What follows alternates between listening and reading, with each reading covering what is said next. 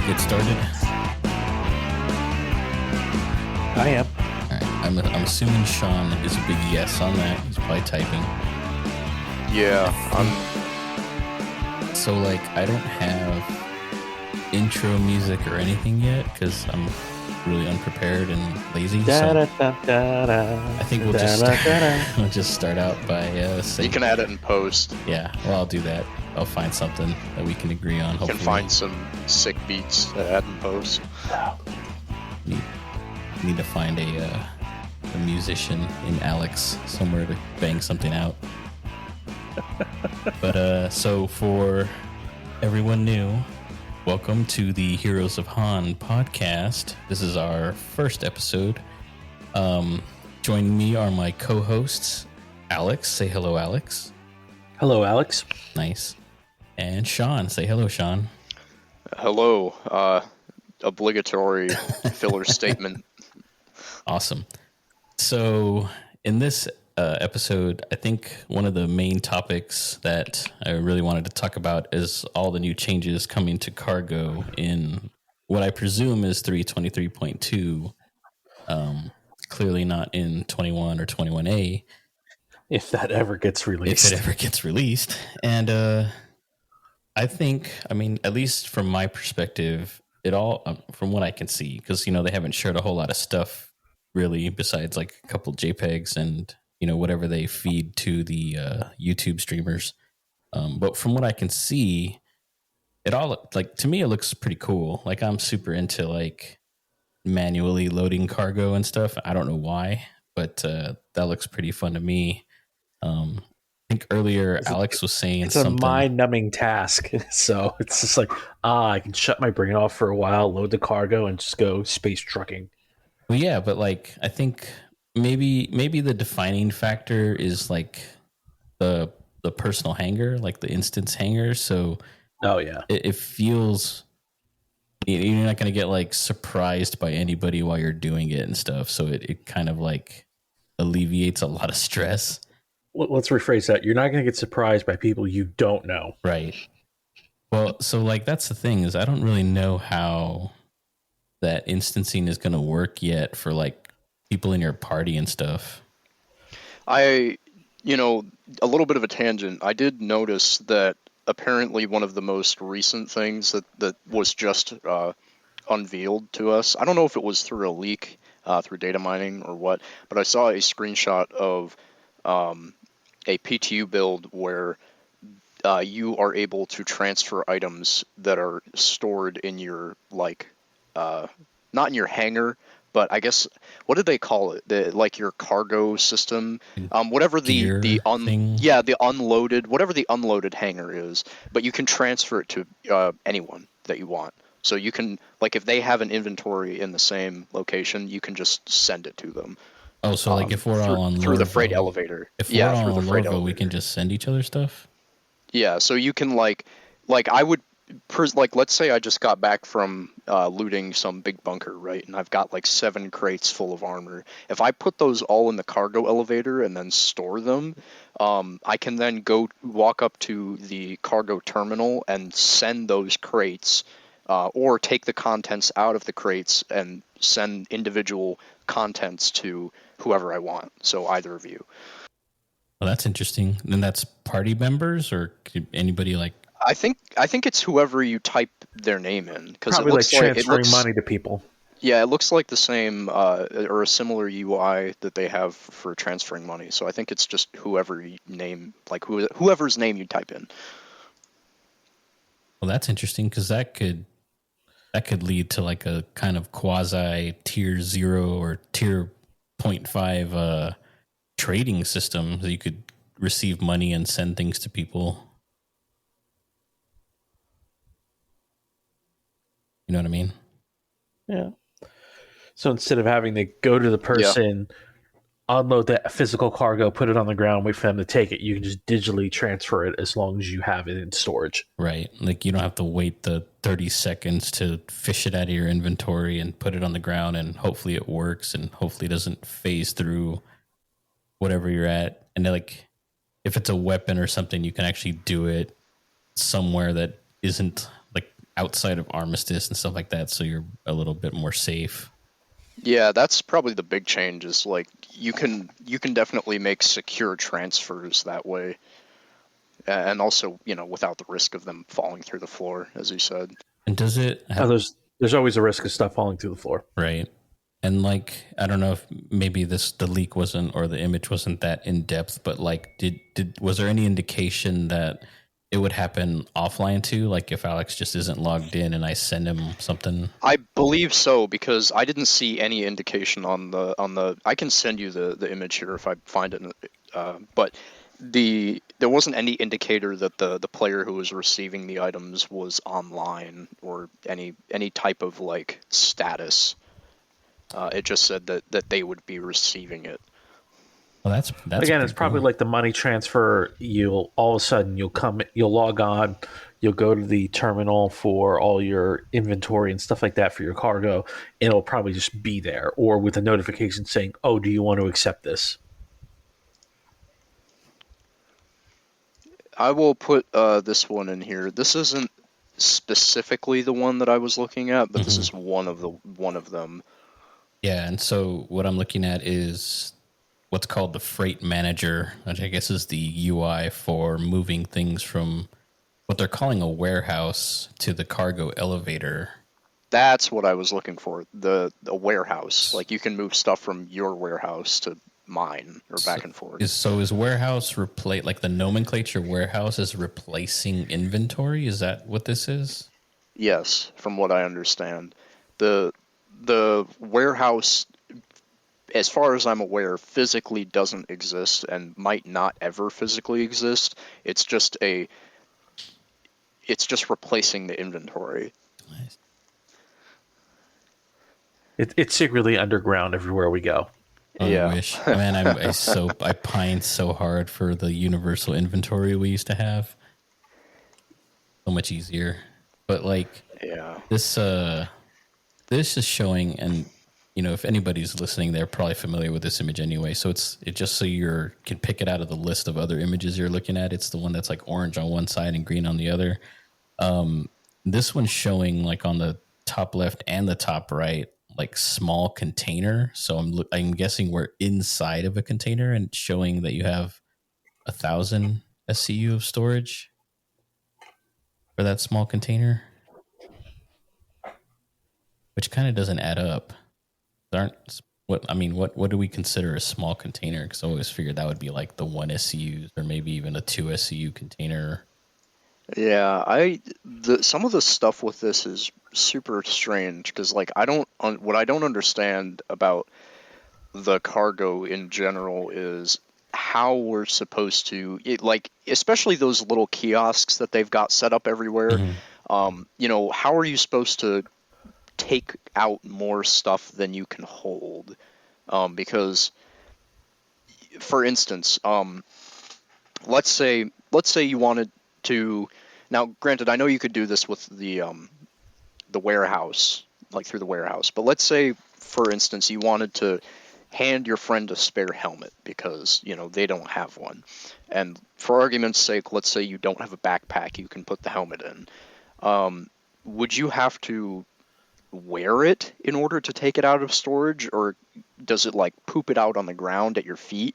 Like how does that work? I don't really. That's one of the things that they haven't elaborated on at all. I think like probably the most annoying part about that would be is you're going to go to that terminal, click the item that you want. You might have to go to your hangar and have that item come up on the elevator.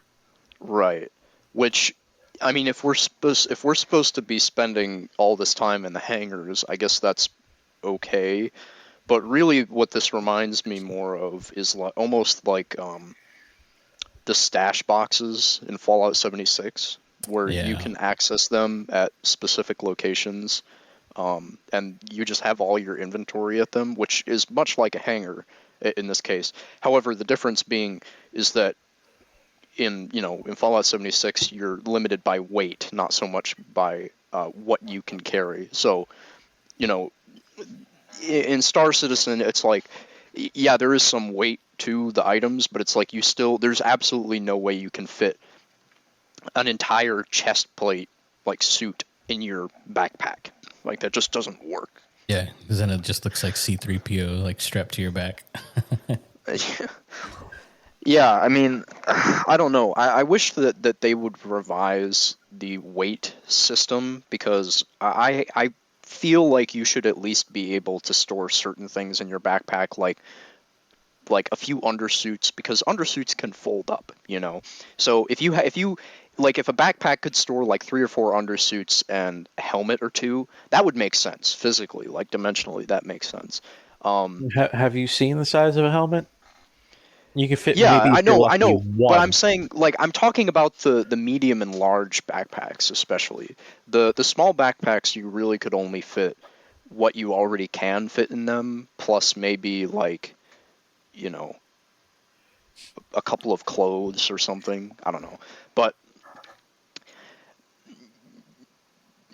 I feel like they just assign these arbitrary numbers and don't really look at what physically could fit in those backpacks. Yeah, it's like a volumetric issue. And then like the separation between what's considered, I guess, armor and what's considered clothing. Because like when you take off clothes, they go into those little like hat box looking things. I don't know, because like I've been wearing medium backpacks. When I take my helmet off, it takes up majority of the storage in a medium backpack. So I think that's Yeah, pretty. and I'm sorry for cutting you off, and like, but the fact of the matter is, like, if you have a hiking backpack, like in real life, those things are like the equivalent of, those Mazarov large backpacks in Star Citizen, and you can fit like 2 motorcycle helmets in those big hiking backpacks. So my question is, why, under a lot of, like, why aren't you able to fit 2 helmets in a large backpack? Like, that doesn't make sense to me. Yeah, it's like The large in backpacks, I think I've put 2 helmets in there before. Well, the real well, like but if I have to double check, but if it is 2 helmets, it's probably 2 helmets and nothing else. Whereas, a hiking bag, you can very easily, like, surround the helmets with, like, I don't know, clothes or something, uh, or like things that can fold. Not armor, obviously, but I You, well, there's like you're this. go thinking a ahead. little bit too practical this early in the game. Well, yeah, that could be like the real reason for the limitation. But it's like in the real world, bags and backpacks are measured in volume, like in liters, essentially. And so I guess what's kind of missing from this equation is like when folded or when compressed, what is the volume used by this object, right? So like an undersuit in a garment box, it's put away neatly, occupies 3 squares of this total backpack, which is 30 squares or whatever, and a helmet is 20 squares, for example. Like that might be one way that they could utilize this pseudo volumetric measurement, is just to kind of say like a backpack can occupy these units similar to SCU. And then these objects are this many units when put in a bag or when, I don't know, held in your arms or whatever.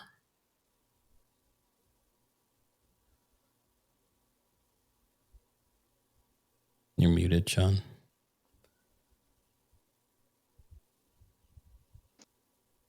No. Yeah, yeah. Can you run that by me one more time? Not the whole thing, but the question you asked me. I mean, I guess essentially, like, one way to address it would be give backpacks of a certain size, like small, medium, and large, give them a number of inventory slots, I guess, to put it in video game parlance. And They'll like, have let's say a medium backpack has 20 inventory slots, where a helmet would take up Right. like 20, like 10 of those. Yeah. I mean, the thing that I find interesting is currently in the game, you're able to kind of circumvent some of the inventory, or at least the local inventory, by putting things in crates. So, like, if you fill an 8 SU crate, for example, with helmets, just helmets, that the size of that 8 SU crate will take up less space than the cumulative storage capacity of those helmets. So you can kind of use that to cheese the inventories a little bit. However, I think the amount of effort that would take to cheese them is kind of not worth it, at least in the current version of the game, because it's like you have all this storage at local anyway. Yeah, the only time we've been running issue with storage is on ships and after we do armor raids. Well, yeah, that's like significantly. I guess as part of this last patch, they significantly reduced internal storage space on. I feel like it's every ship, but there are some weird instances where like the Corsair feels like it has a way more than like a C2, for example. Yeah, the Carrack has more than the C2. That we confirmed the other day. I think the C2 has internal SCU space of like 4 or 6, and then the Carrack has like 8 or 9. I wonder where that math lies, or if it's just a mistake. Because I don't know. I mean, like when we first got on this patch, like typical like new patch soft white behavior, you throw a bunch of things in your ship and you take it up to whatever station, and for us it's Everbus or Everest. So I threw in like what I thought was all of my armor and flew up to Everest and was like, wait, this isn't everything. And I realized that I had only moved like half of one page of armor, and it was really surprising and ultimately really frustrating because it's just such a, well, the way the cargo works now is it's such a pain in the ass to move things from place to especially place. ship equipment. Yeah, like ship parts and stuff. And then so you have to utilize, well, I guess you don't have to, but it makes life slightly easier to utilize those 8 SCU crates that you can buy, but those crates are so expensive. And they don't always stay in the ship. And they like to vibrate their way out of the ship or just kind of vanish. So it's like not only are you losing, I don't know, what are they, like $30,000 each or something? Oh yeah, Drop they're 30 so grand expensive. and it goes Yeetus Deletus. For an empty box. For an empty box. Yeah. Although to be fair to the box, they're extremely durable, so that's pretty nice. But if that thing disappears, you're losing 30 grand in box and then whatever you have inside of it. So there's not a lot of confidence utilizing it the way they intend it to be. But I really hope that they address that in this new kind of cargo refactor. There's a lot of things they need to address in this next update. Like you mentioned, like ship parts. I was going to say ship weapons, but really it's just ship parts, right? So like, oh yeah, you can't transfer even the smallest component. You can't transfer it. Well, it seems almost weird that like you'd need to box up something like a quantum drive, like a size 3 quantum drive. Like you can't just. I don't think you need to. From what I saw, it looks like at least some of the ship components are just going to be butt ass naked out on the cargo grid. I saw that in like the early preview from, I don't know, I guess it was SitCon. They have that video they play with the Hull C and just like everything's basically strapped to the outside cargo deck. But I've also seen where zip ties, my boys, zip ties, like ratchet strapped to the outside. But I've also seen where there's containers, like of course they're like 16 or 32 SCU containers that have like ship guns and ship parts in them. So I'm not sure which one is the intended outcome, or if maybe both scenarios can exist. What's annoying me with this whole ship component thing is like, oh yeah, just put everything on the cargo grid and then fly off. Okay, cool. It won't let me drop weapons because we're in an armistice zone. I need to move these cannons from one location to the other. Yeah, that's something that's going to have to fundamentally change if they want people to use that shit, dude. Because it's the same shit as like using tractor beams in an armistice zone. They're like, oops, you can't use your tractor beam in here. It's like, really? Like I get that people have, abused the tractor beam in an armistice zone before, like to bring stuff into stations. Like us. But the whole notion, like they could just make them not work inside the station itself. Like they should just work everywhere else. I don't see what the issue is there. Or just make them not hurt players. And yeah, anything that's on the end of them is like neutral in effect, so you could swing a box at somebody and it just maybe knocks them over, but doesn't hurt them. Yeah, that's also entirely possible. Because I remember, I've somebody had used that tactic because some person was like hogging a terminal for like fucking 30 minutes straight, and they just grabbed a box with a tractor beam and knocked them over. How So many times has someone died from one of the gurneys out of the med bay because they just left it on the stairs, so you have to jump over it, and then somehow you die? And be like a public service to allow tractor beams at least, because once they're on their side, like you can't do anything with them; they're just in the way. I mean, just moving them by hand is also sometimes a death sentence. Look at those things the wrong way, they just kill you. But I feel like maybe the elevator, this I guess gear wonkavator that's moving stuff out of this imaginary warehouse is going to be how they mitigate sort of this, like, oh, I need to drop this giant gun on the floor in my ship and I can't move it because it won't let me pull out my tractor beam problem. Like maybe they come ready to drop or something like that. Well, yeah, once they have the persistent hangers in, they're going to have to allow tractor beam use, because there's no way you can physically yeah, pick up some of these crates. Even with the hand, like the hand cart that they have, you're still going to have to pick it up with the tractor beam and attach it to the grid. Yeah, it's like all these little bits and pieces need to be fixed, because like another thing I have no confidence in are those little carts, right? How many of those have killed us? And oh yeah, like you put something on it and it phases through and goes through the planet and stuff. Like it Well, that's just, they got to go in the code, type in does box phase, and just put in brackets no. it's like all of development is just plain English. Like, does this happen? Yes or no? yeah.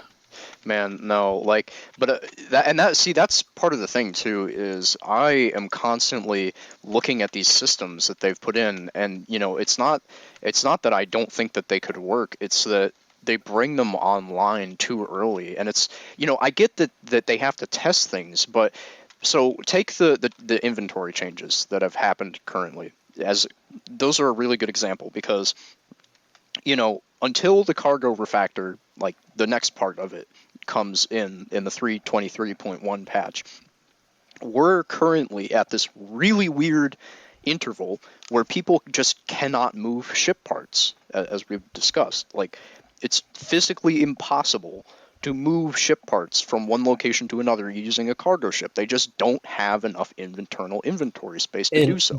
So that why wouldn't be did they change this prior to the physicalization of the cargo? I wouldn't have so much of a problem with that. Like, my biggest gripe right now is I can't change the equipment on my ground vehicles because my primary location is Lorville, and Lorville cannot spawn ground vehicles. The terminals just do not work. Yeah, so like I was able to move, I think, a couple of size 1 guns, like ship guns, to Han, and then drop those onto a ballista, I think, and then of course a bunch of paints and stuff. So I ended up moving what I needed for ground vehicles down to Han, but it still was a pain in the ass. Like I think it was 2 size 1s took up pretty much the majority of that size 8 crate I had in the back.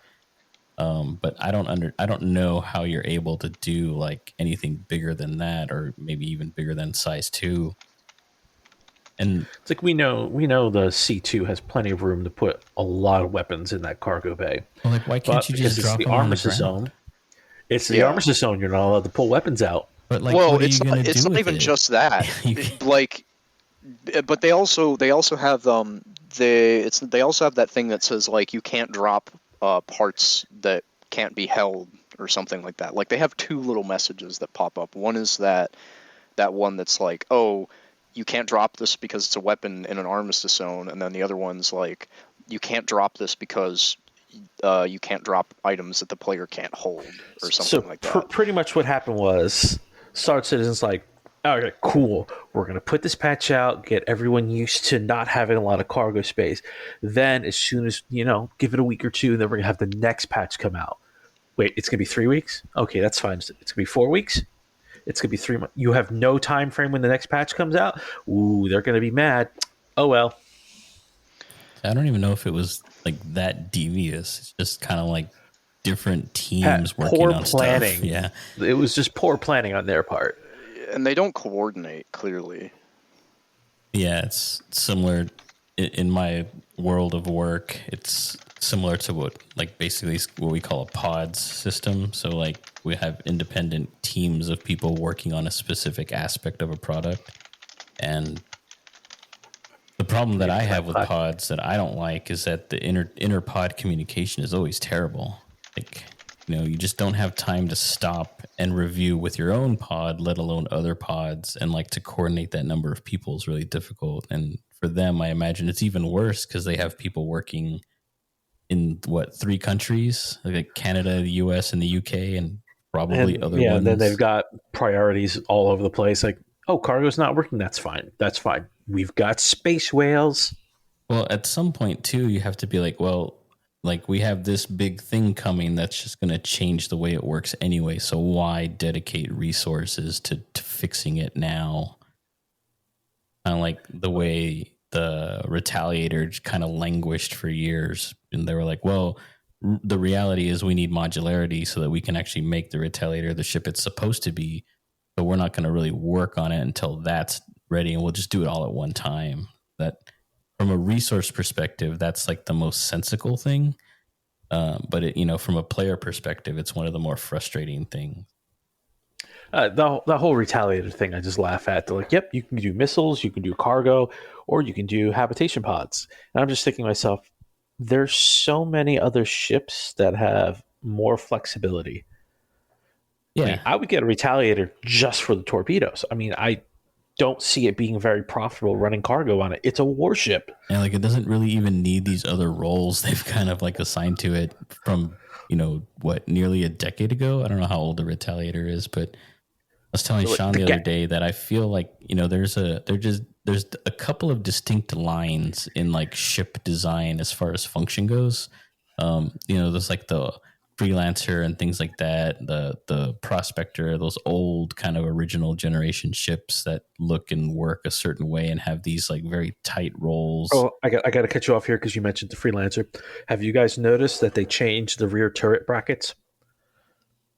Well, I know that they moved like the location of the button so that you stop. Well, ideally, you're supposed to stop entering the turret on accident, but it still happens. Well, the 2 arms that came down that held the seat used to sit really low. I don't know if they did something, but now they sit higher. You can get more cargo in. You don't have to worry about literally whacking your head on the arms.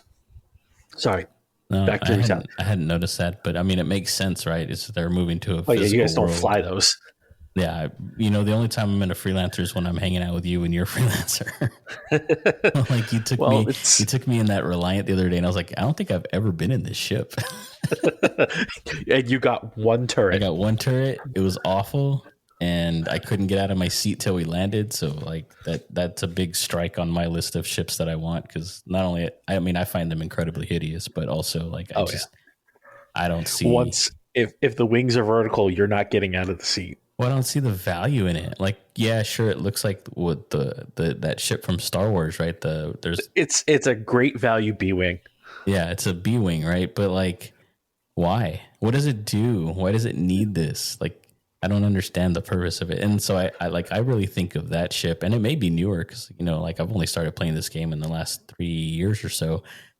It might be a newer ship, but I look at it as kind of one of the original generation ships.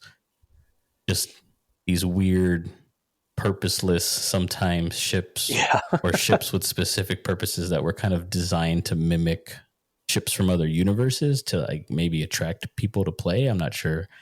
And then there's like this middle ground of ship design with things like the Carrack and the Genesis, which we've never seen, but like ships that have like these dreams and hopes of what they're going to do, and they never fulfill those. Well, the Genesis is I could see it going as like a cargo ship, but it's literally just going to be Space 747, and if it's made by Boeing, we're probably going to lose doors. So the whole thing with the Genesis, though, is like The only way I can really see it being utilized effectively is by NPC transit flights. Like, or even player transit flights. Like once these new right. systems comes out, you're gonna have new players that can't jump to Pyro because they don't have a ship that will take them there. And I you like know, that's the whole idea behind Phoenix. You take them in luxury or the Spirit E1 when that finally comes out. You know, you transport people in those ships. What's the real reality of that? Like, it's so hard to coordinate, even like a mid-air, like a space refueling, like having to rely on somebody either sitting out there and waiting for the opportunity to refuel somebody, or willing to put in the work to call out the ship, the Starfarer, and like fly out to you and give you fuel. yeah, the Like, emergent gameplay like that they refer to. yeah, but those aspects are just so difficult to do, even in a fully pop server. Like, people, it's just hard to coordinate that. So how is coordination going to happen where you have enough passengers to justify utilizing a ship like the Genesis to transfer them outside of an org, right? To Well, like I'm sure make once it they get the fun. Genesis in play, they'll do NPC transportation. They'll put that loop into the game. I mean, Y- that's fine if you're like a yeah, career, you know, like essentially a career commercial pilot, but like, yeah, I know. Like, I know that's. Do you remember Jack? I know Jack wants to do that, but that's because he's like one of those insane flight sim nerds. You know, right. I could entertain the idea of doing that like once or twice, but I would Yeah, probably for some quick not money, really. you know, if you happen to have like you buy the ship in game, you're like, oh, cool, I want to see this. And you're like, well, I might as well make some money out of it. Or if it's modular, like I remember reading that they do have a plan where it can hold, like it can go from a full luxury transport where you can have like different classes, first, business, you know, economy, or you can run it like a C-130 where you have some jump seats and cargo. Right. But that, as far as I'm aware, there's no variant or modifications that you can make to the Genesis that would Well, give it it's a any pipe sort of. dream because we have no idea when that's going to come out. Right, but it all stems based off this, uncertainty surrounding cargo and transportation in general. And we don't know if it's going to be like two different ships, one for transport for passengers, one to transport for cargo. Whereas, like, you know, they're really pushing for modularity, like with the Galaxy, where you're going to have, you know, four distinct roles: base building, refining, medical, and just straight cargo. Well, that's like really akin to another issue. And we've gone from cargo to ship design, but that I have with ship design is this kind of like errant thing where they will produce something like, the most recent ship, the Ironclad, right? They'll have this ship that clearly has the function of being something, which in this case is the cargo ship, right? But then they'll be like, well, we have these turrets with tractor beams on them. We just put some guns on there, and now we have an assault version. But there's no real change to the function. Actually, I read into that. Apparently, the front bay where you can drive off, they made it bigger to accommodate tanks. Yeah, I mean, you can roll off. It has a ramp, right? I don't think the cargo one has the same ramp. It's just doors or something. But like, No, And I then think it it does have a has, it ramp. has a It's ramp just still. smaller. Okay. yeah, Well, okay. So what? Two minor changes turn it into what they call an assault vehicle. But well, so Yeah. they also add a repair bay for the what vehicles it and feels the more assault. like is we have this thing and we can double the amount of times we sell it by making these changes, and that's kind of what it Well, feels like with when you're talking about the Genesis having like this, well, it can do this and well, it can do that. It kind of well, falls into that. I know with the Ironclad, this is what they did. All right, this is a cargo ship. These idiots out here are going to make it an assault ship, so we might as well just design it right and sell it to them. Because someone's going to see how many tanks can I fit into this thing. I mean, that's a given, right? Every time a new ship comes out, there's always all these videos and posts about what exactly fits in it and how If it careful you fits, have it to be to ships. fit them in there. I think, But like I like the Ironclad design with the retractable roof being a convertible. You know, it's great for space pirating. You know, if someone's like, "Oh, I just took down a whole sea. I'm going to try and strip as much cargo as I can. I don't have to try and get it through the mouth of a C2. I can just open up the roof of the Ironclad, just drop it in, and someone can figure the rest out later."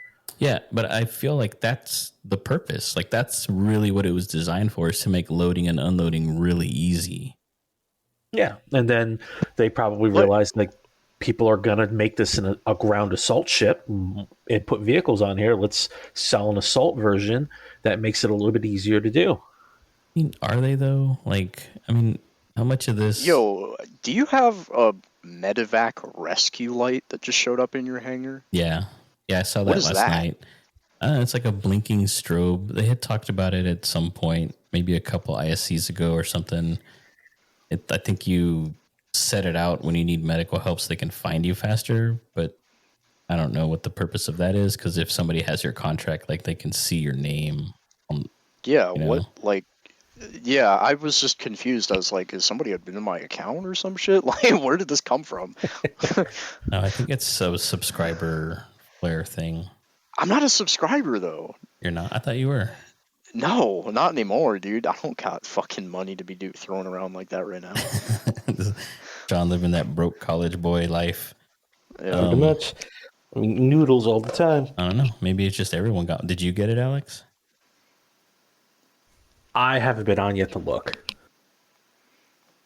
Well, yeah, I noticed it last night, and I remember somebody or something talking about it, and it's basically just a strobe. And I really don't even know if it works or how it works. No.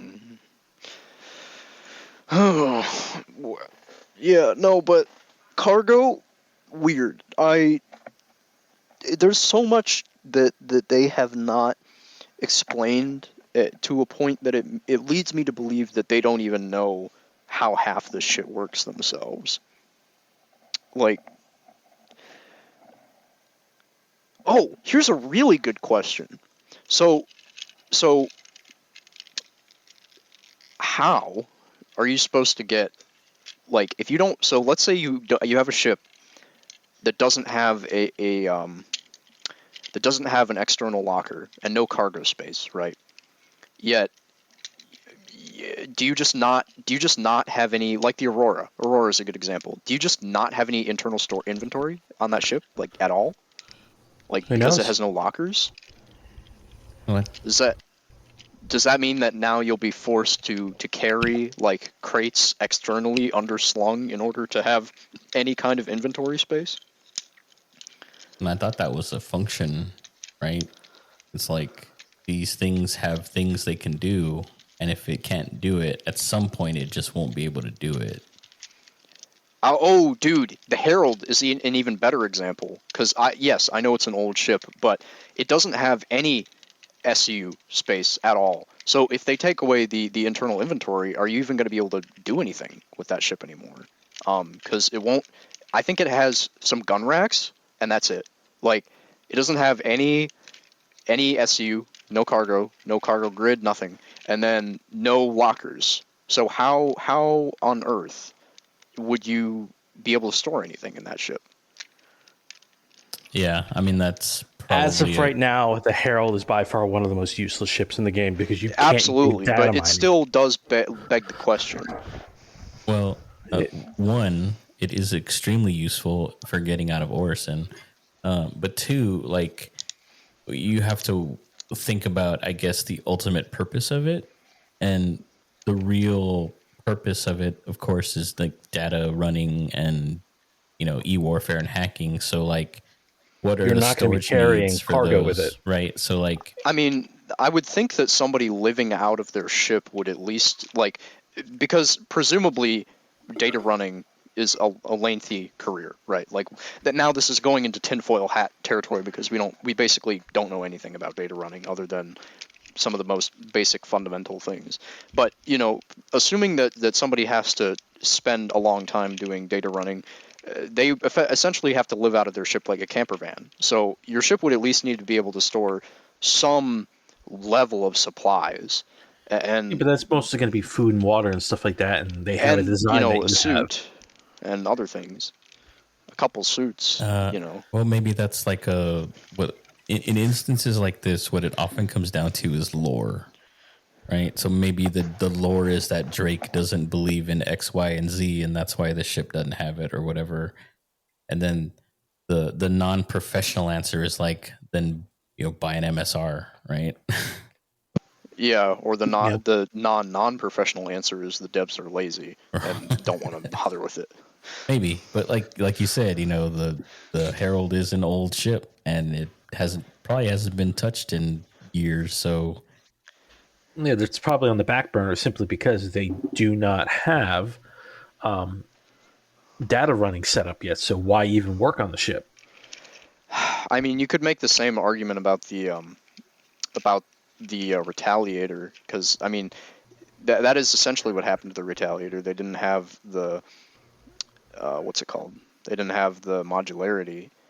Yeah, but it And still had the torpedoes, and it was still useful as some sort of gunship. but for the purpose of storage, like it wouldn't have had any cargo storage because it wasn't modular loaded with cargo like the cargo bays. yeah, and it didn't have any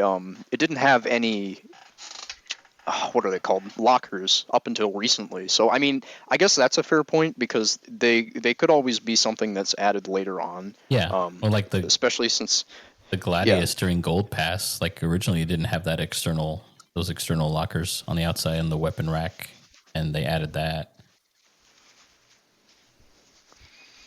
Yeah, I don't know, man. It's like it's a weird situation for them, because like I get that they have all this stuff to divide their attention for, but again, it just leads me to wonder, how effectively are they actually utilizing their teams and resources? Because especially with I don't know if you watched the a bit of the inside, or the not inside Star Citizen, the Star Citizen Live, where Yogi explains like some of the balancing changes that they made, and basically the reading between the lines is basically the art teams just throw ships at him, and he has to work to balance them. So like they come up with pipe dream ideas like the Ares starfighters, like the Ion, yeah, and they're like, oh man, this is a really cool ship, and then Chris is like, oh yeah guys, I love this, and he'll, or whatever Chris Roberts says, and then they okay it, they start working on it, and then they just throw it to the balancing team, and they're like, here guys, make this work. And it's like, I think the Ares starfighters were a mistake from the beginning. I don't know. I kind of see it like they're designed to go against bigger ships, but people abuse them against smaller ships. The problem is there's no big ships. There's a hammerhead, and maybe an Idris on special events, or if you do that one mission that you get an Idris. Like, I guess the Valkyrie is fat enough to. Yeah, maybe the Valkyrie, but it's nimble enough to probably evade most of the shots you'd get from it. Like, there's no use for it right now because there's no targets for it. If you're going purely by what it's intended to do, there's no caps for it to fight unless it wants to blow up an Aaron 890 that's running around or something. Well, I mean, that will change once the Polaris drops. Yeah, like maybe it'll serve a more accurate purpose, but like one-shotting fighters was a lot of fun when it first came out, but I see the purpose in like, the interpreted nerfs for it, because it really wasn't the role of that ship. Like, it shouldn't go toe-to-toe with a light fighter. Right. At least not maneuverability-wise. I still think that it should one-shot them, but if it can hit them, right? Yeah, if it can hit them.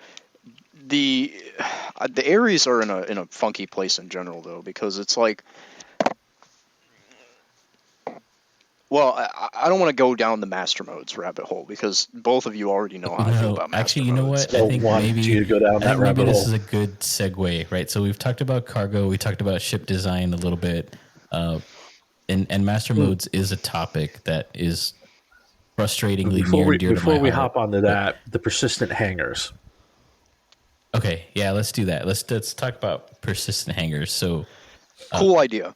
I'm in favor of them so far. Well, I think that's what I really want out of this game, is something that I can call home. And like the closest thing to that is like ships with bed logging.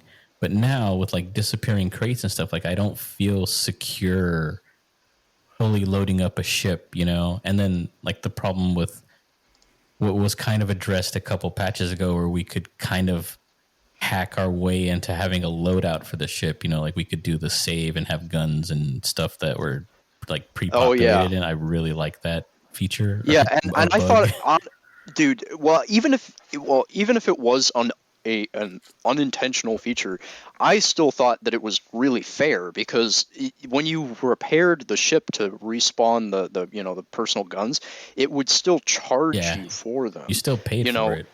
yeah, it's not like they were free. You paid quite, and especially for shit like the railguns, it was quite a hefty sum Yeah, Oh to yeah. replace it them. was like It was like, a realistic way to save a lot of time and frustration, and I really enjoyed that. yeah, and I genuinely hope that they look into bringing that back in the future in some form, because it would be really nice to include alongside your ship insurance, like, your not only your ship's loadout, but whatever you had inside it. Like, Yeah, the because contents.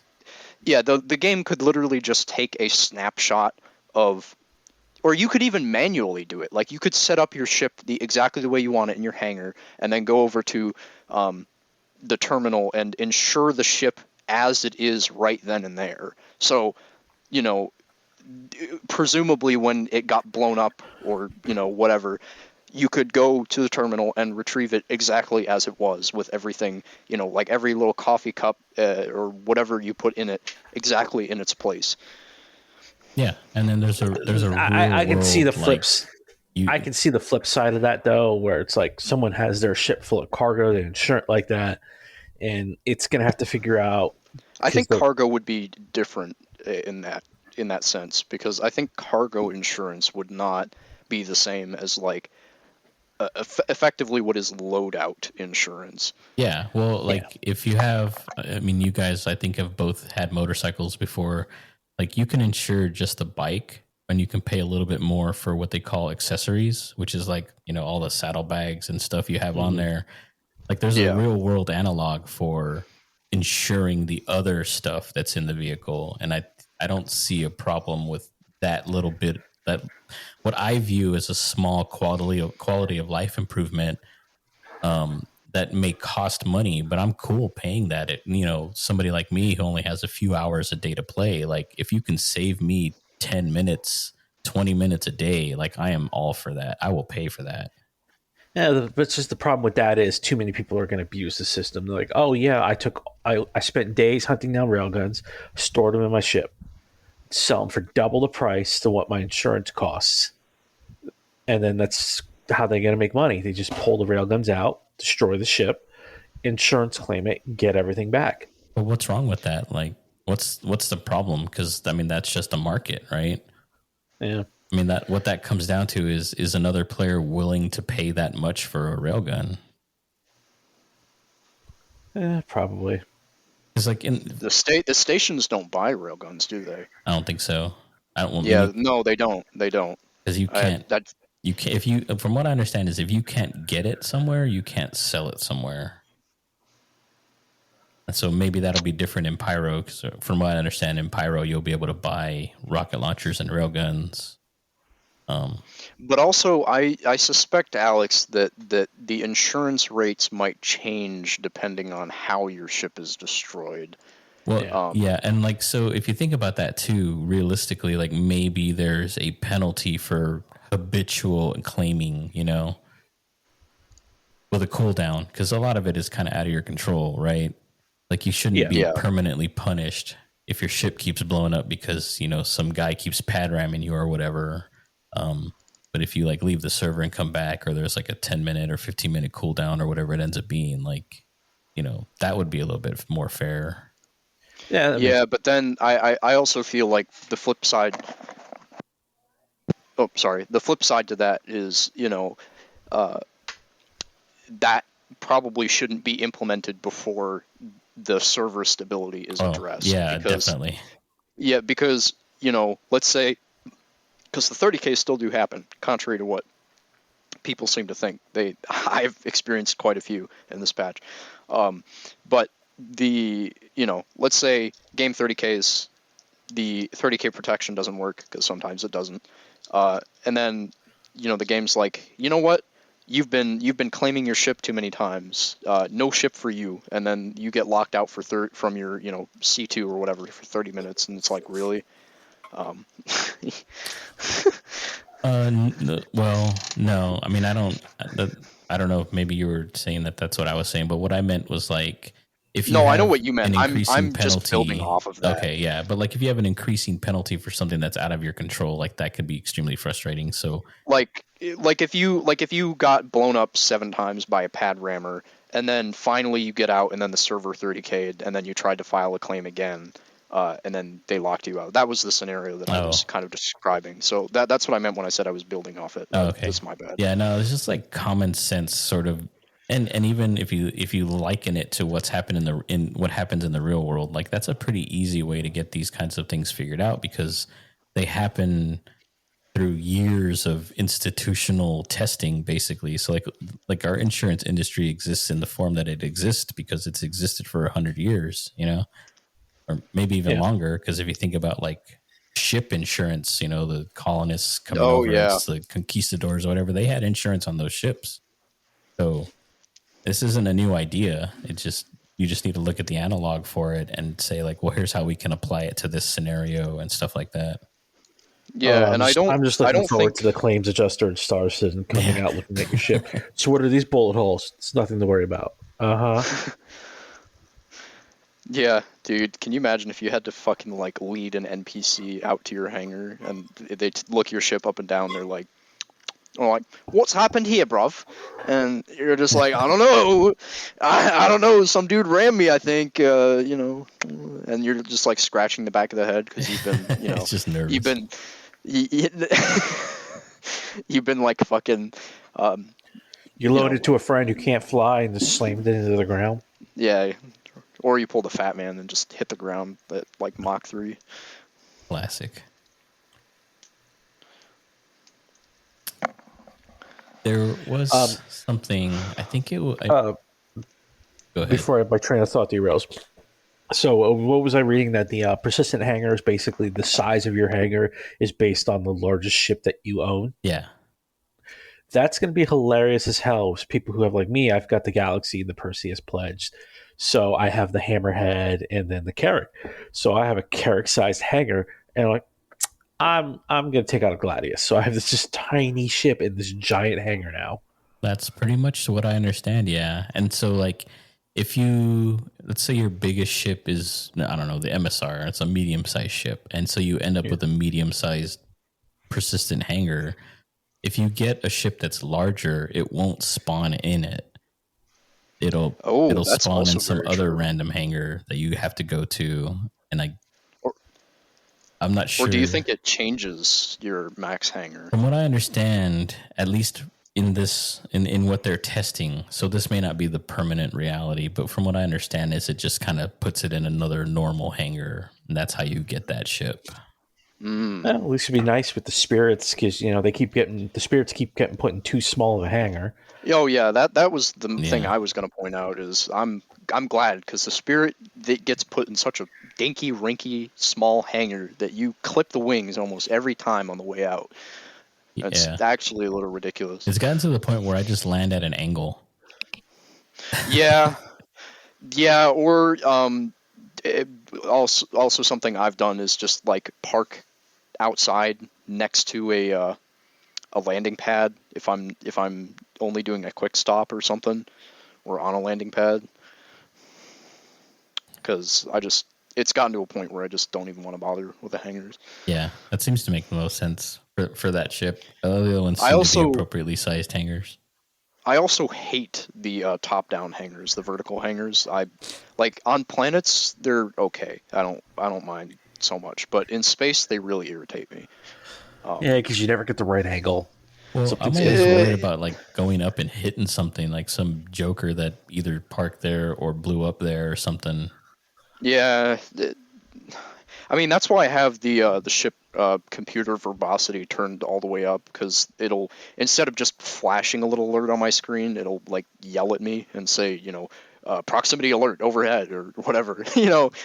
like if it catches it in time. 'Cause sometimes it's Yeah. like you just kind of go through a door and boom, and what you realize afterwards when it shows you that little camera, the little death camera, that there was Alex's freelancer was sitting there. Yeah, or it's Jimbo's like fucking reclaimer is just sitting outside the door, and you didn't see it because of the camera angle. And you get a crime stat for armistice violation, which is always nice. Yeah. Mhm. Or you get a crime stat for fucking not just an armistice violation, but also destruction of property and then potentially homicide as well. Yeah. So in the persistent hangar, or I guess your permanent hangar, I always get the name of it wrong, but like vehicles come up from a ground elevator essentially. Yeah, and as far as I'm aware, that's the same shit that happens in Elite Dangerous as well, which is interesting. That is interesting. So I guess they're also just kind of like ship wonkavators, because like or I guess that maybe that's why they're only on planets now. Is Yeah. There's no real way to like add that extra height to accommodate an elevator raising up They a might ship. they might for the elevators that are actually inside the space stations. Like if you remember, I think it's Bajini Point has most of the hangars are on the internal ring instead of being out on those external arms. Mhm. Those might actually be able to have elevators inside them, but I don't know. I don't think any of the external armature hangars will have enough space for that, quite frankly. Yeah, I wonder what the plan is for that, or if if it's gonna be video game magic, kind of like those gear locker things, where things just kind of manifest, and we have to just be like, well, that's the way it is. But like back to these hangars being your home, like that is what I'm really like super excited about, is having place to like put things and keep things. Like I was watching some video, I think, where somebody mentioned essentially the concept of arbitrage, which is like gathering a commodity and maybe the price isn't great, then this is assuming like an actual functioning economy. Maybe the price isn't to your liking, so you can just keep the cargo in your hangar and wait till the price goes up and then reload it back up and go out and sell it, for example. Like you holding on to an army of Picos, just hoping one day their price goes up. If you could sell Picos, can you sell Picos? Because that'd be cool. I mean, just have like a pile of them sitting off to the side. C2 lands, it opens up, and just a wave of Picos come falling out the front. That'd be great. Or just blowing around because of the thrusters. More like, there's times, and I know you and I have experienced this. Well, actually, probably all three of us have experienced this, where we'll have a load of like RMC or something and nobody's buying it because, dupers or whatever. Like being able to set that somewhere and having it be there, and you can maybe load up one or two at a time and go and sell them on days when you need a little bit of extra cash or something like that. Like that concept is really cool to me, to have like these places to store things that isn't necessarily in the station. Like it's just this physical thing where you can be like, oh, grab that box and throw it on here and we can go sell it for $70,000 or whatever if we need it or something like that.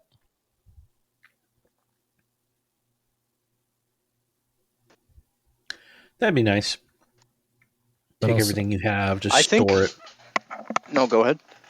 Just take everything you have, store it, and watch the market.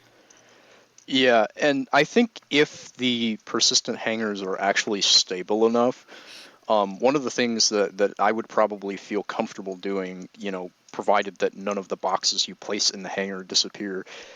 Well, for one, I think it would be nice if they have cargo grids like around the perimeter, so that you can actually lock this stuff to the floor, and it doesn't get blown around. Specifically referring to the actual like cargo crates and stuff. But I think what I would probably end up doing is, instead of, since I know that when you interact with containers, the inventory is very much still going to be there. It's just the local inventory that's going away. It's not the inventory entirely. It's just the local inventory. So when you are in containers and stuff, and lockers and whatever, you still very much have the option of either using the loot inventory or like the normal kind of inventory that we've grown accustomed to, the third-person inventory. And so what I would probably end up doing is I would probably have a large crate, perhaps a 32 SCU container, just for convenience or something like that. And I would fill it with, just like stuff that I would use for my normal everyday loadouts, and I would keep that in my hangar, not inside the actual like cargo warehouse, because then I wouldn't have to interact with the terminal or anything like that. I can just run over to the crate and get whatever I want out and kind of browse it in the same way that I would browse my inventory now for different items, and like try different guns and different armor, mix and match different armor types, things like that. So you have yourself a little closet that you set up. Yeah, basically. Which would be even better if you could build armor loadouts, kind of like in the Division, where you can have this configured thing where it's this undersuit, this chest piece, these legs, these arms, this helmet, and just saved armor sets that you can just throw on. Yeah, because I've already made it known to both of you that I personally don't like heavy armor legs and arms that much, because they don't seem to do pretty much anything. The only thing I've really noticed any difference in terms of like how severe of an injury you take is really the chest piece and the helmet. So I will usually run a heavy armor helmet and a medium chest piece, and then the rest is just light armor, because it doesn't seem to make a difference. I think that addresses like 90% of the scenarios, but there have been occasions where like my arm has been so severely damaged that I can't do things like reload and hold a weapon and stuff. But those are very rare. Yeah, I mean, and to be fair, I personally have not had very many of those incidents. I get shot a lot. Yeah, I mean, I've been shot quite a few times too, but I somehow always walk away with both working arms. I usually always get a chest injury or a leg injury, or sometimes a head injury. And the head injuries are really the reason that I wear the heavy armor helmets, is because they're so annoying, like head injuries. Like, they're like basically debilitating in a lot of cases. I mean, you suffer from a head injury in real life, so yeah. I think my arms get shot up because I'm always holding them up and saying, "Not in the face, not in the face." But it would be nice to have like loadouts. That would be for ships and armor. Like that'd be so great, and not unrealistic either. Just those little quality of life time saver things. I guess, and not to interject, but I guess that's kind of what the suit lockers in your ships are supposed to be for, is like you put a loadout that you'd want in there.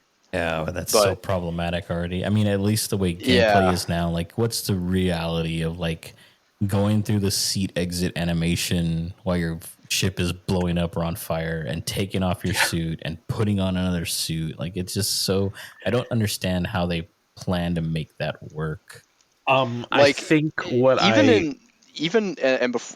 I'm sorry, even in other games, like I guess I'll use Tarkov as my example, which is supposed to be like super physicalized or whatever.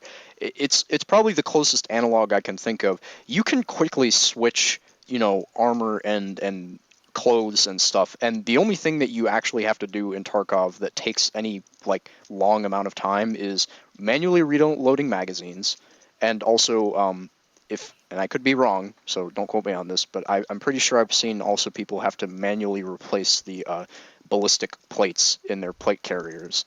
But apart from that, you can just like quickly switch whatever you need to switch in your inventory.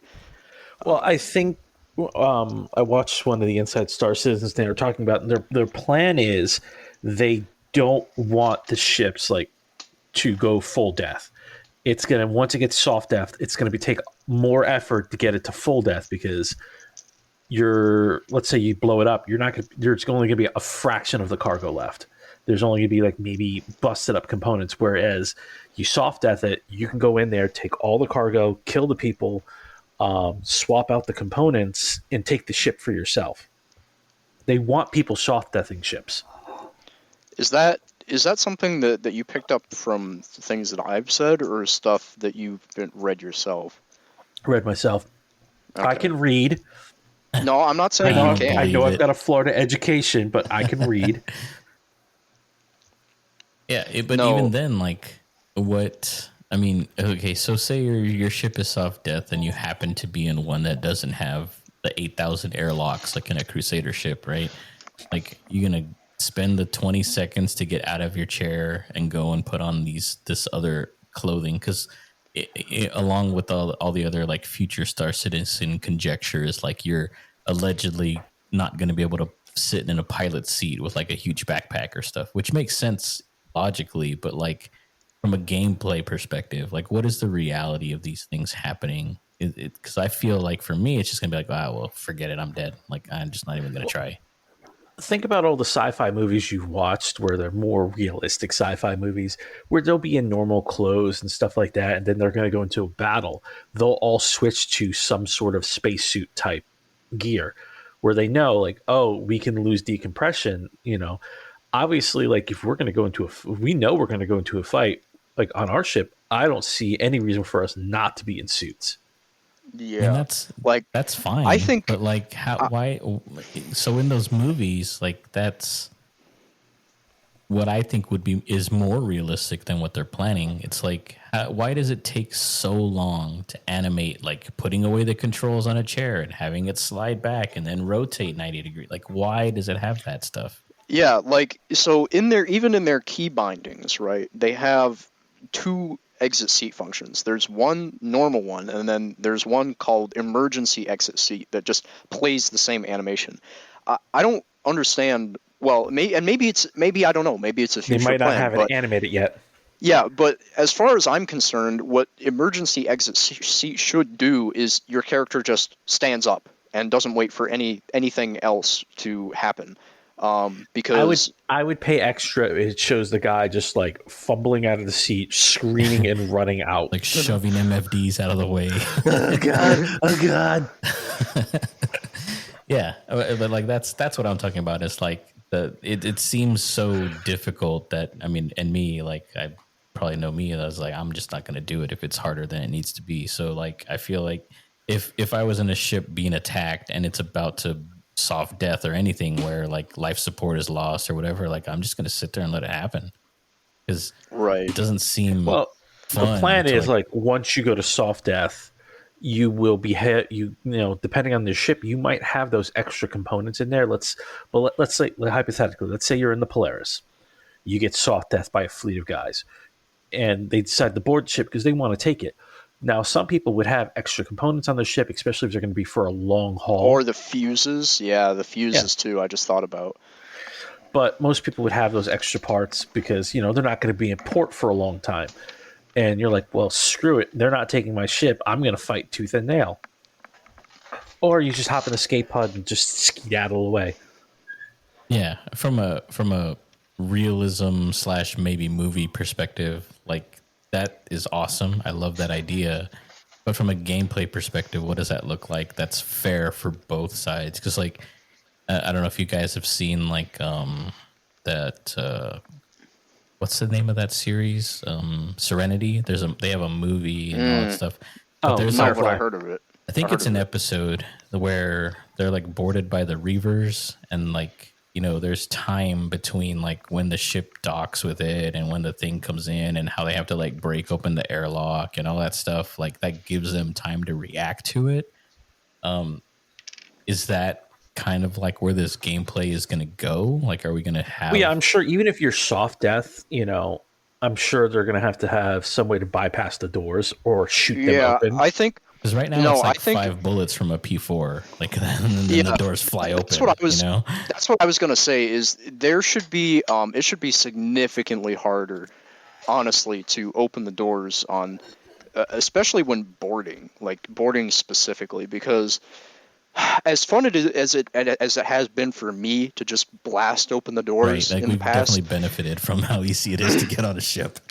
like yeah, and it's definitely easy and fun when you're the one doing it, but I can very easily see how it is not even remotely fair to the person like on the receiving end, because the most warning you get currently is like your shields are under Yeah. fire, or Shields are under you like attack.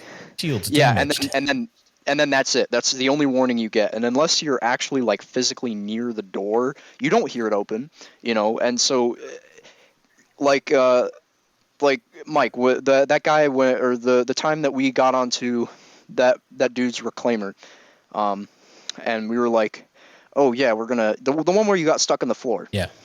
and we were like, oh, we're just gonna sit here and wait for them to do some salvage, and then jump them and take the cargo. And I mean, it was a mess for a whole host of reasons. The server was not running right. You were stuck in the floor, and then that guy was hiding in like that top room or whatever. Yeah. But they had no idea that we were even there. Yeah. For the majority of the time. Well, that's one of those things where they eliminated something that was was this actually before or useful. after they put the trespassing system on? Is after. After. I mean, we were trespassing, but what they did was, so for the trespassers, right? You can't hop on ship comms anymore and see who's on the ship, which makes sense. But neither can the ship owner. Like, you can't see who's on your ship, and it doesn't tell you like there's a stowaway or anything like that. It's just you're just blissfully unaware of anything until you get a couple rounds in the back of the head, or like, I don't know, one of your crewmates does or something.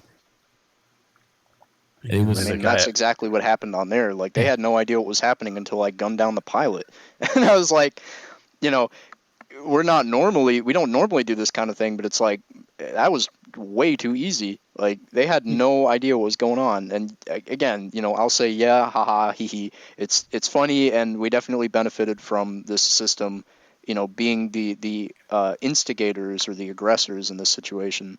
But like, we're just itching for some of that emergent gameplay that we're promised, right? Yeah. And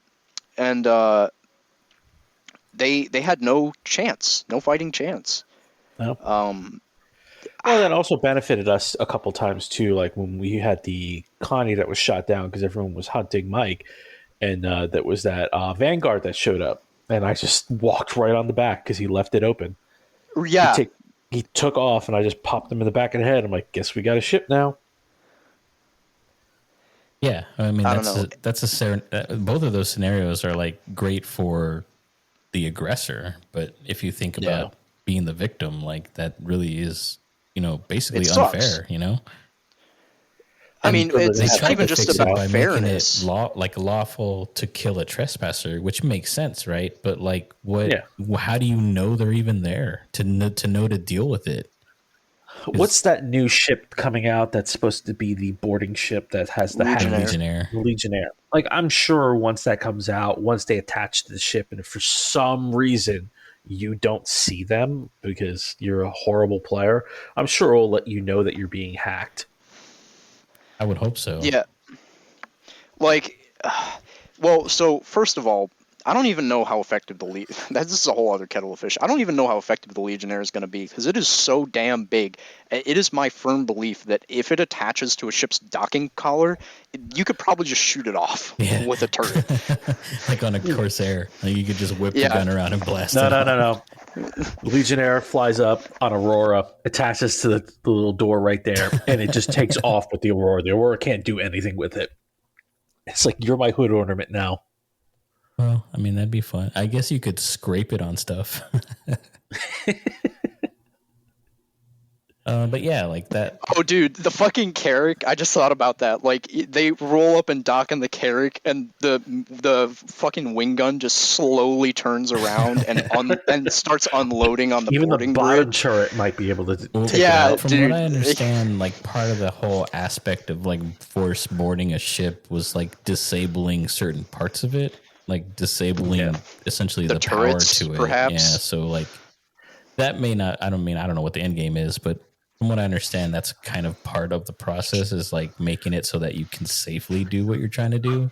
But then, again, like, what's the recourse? Like, is your best shot standing at that docking port and hoping the death funnel effect happens? Yeah, exactly. Say, like, how do you know? Because I know they want to bring trip mines in at some point. So how do you know the fucking pilot hasn't taken, the 2 minutes it's taken you to hack the door? They've probably filled the entryway with like 60 trip mines. You know? Well, maybe once the Legionnaire comes into play, they change how difficult it is to open the door. But like, let's say hypothetically, we Well, yeah, have it's the supposed to be Polaris out. hacking is how you open the door.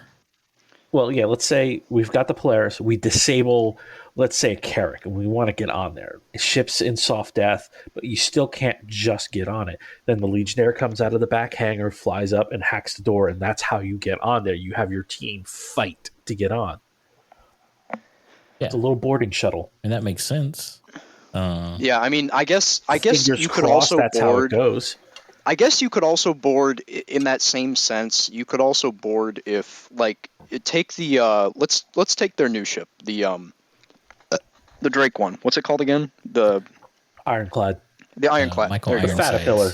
Yeah, so if they manage to get one of the doors open, like obviously they could just fly fly in EVA and land that way.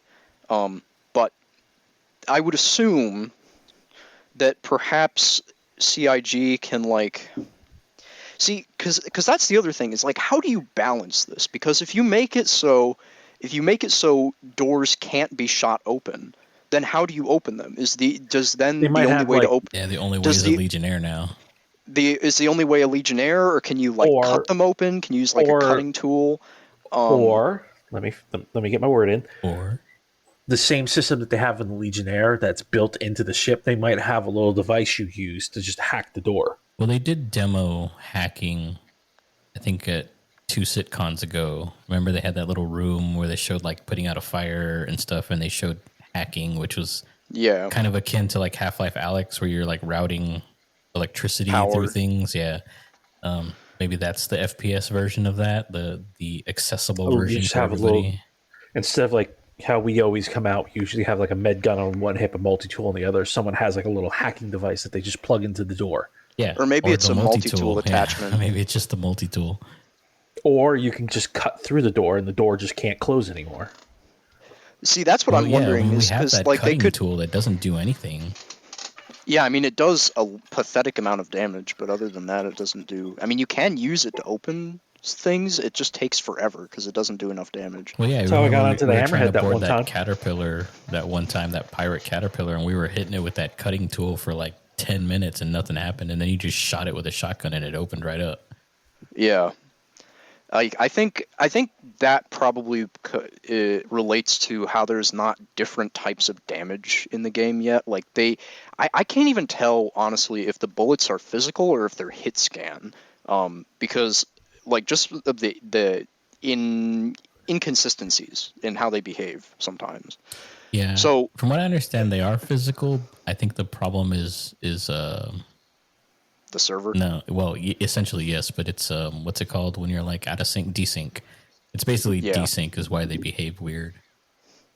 But I think the plasma cutter would need to be a different damage type, almost like a salvage beam, Yeah. perhaps, where instead of salvaging material, it like damages it, but it's different from a ship gun damage or a shotgun damage, if that makes sense.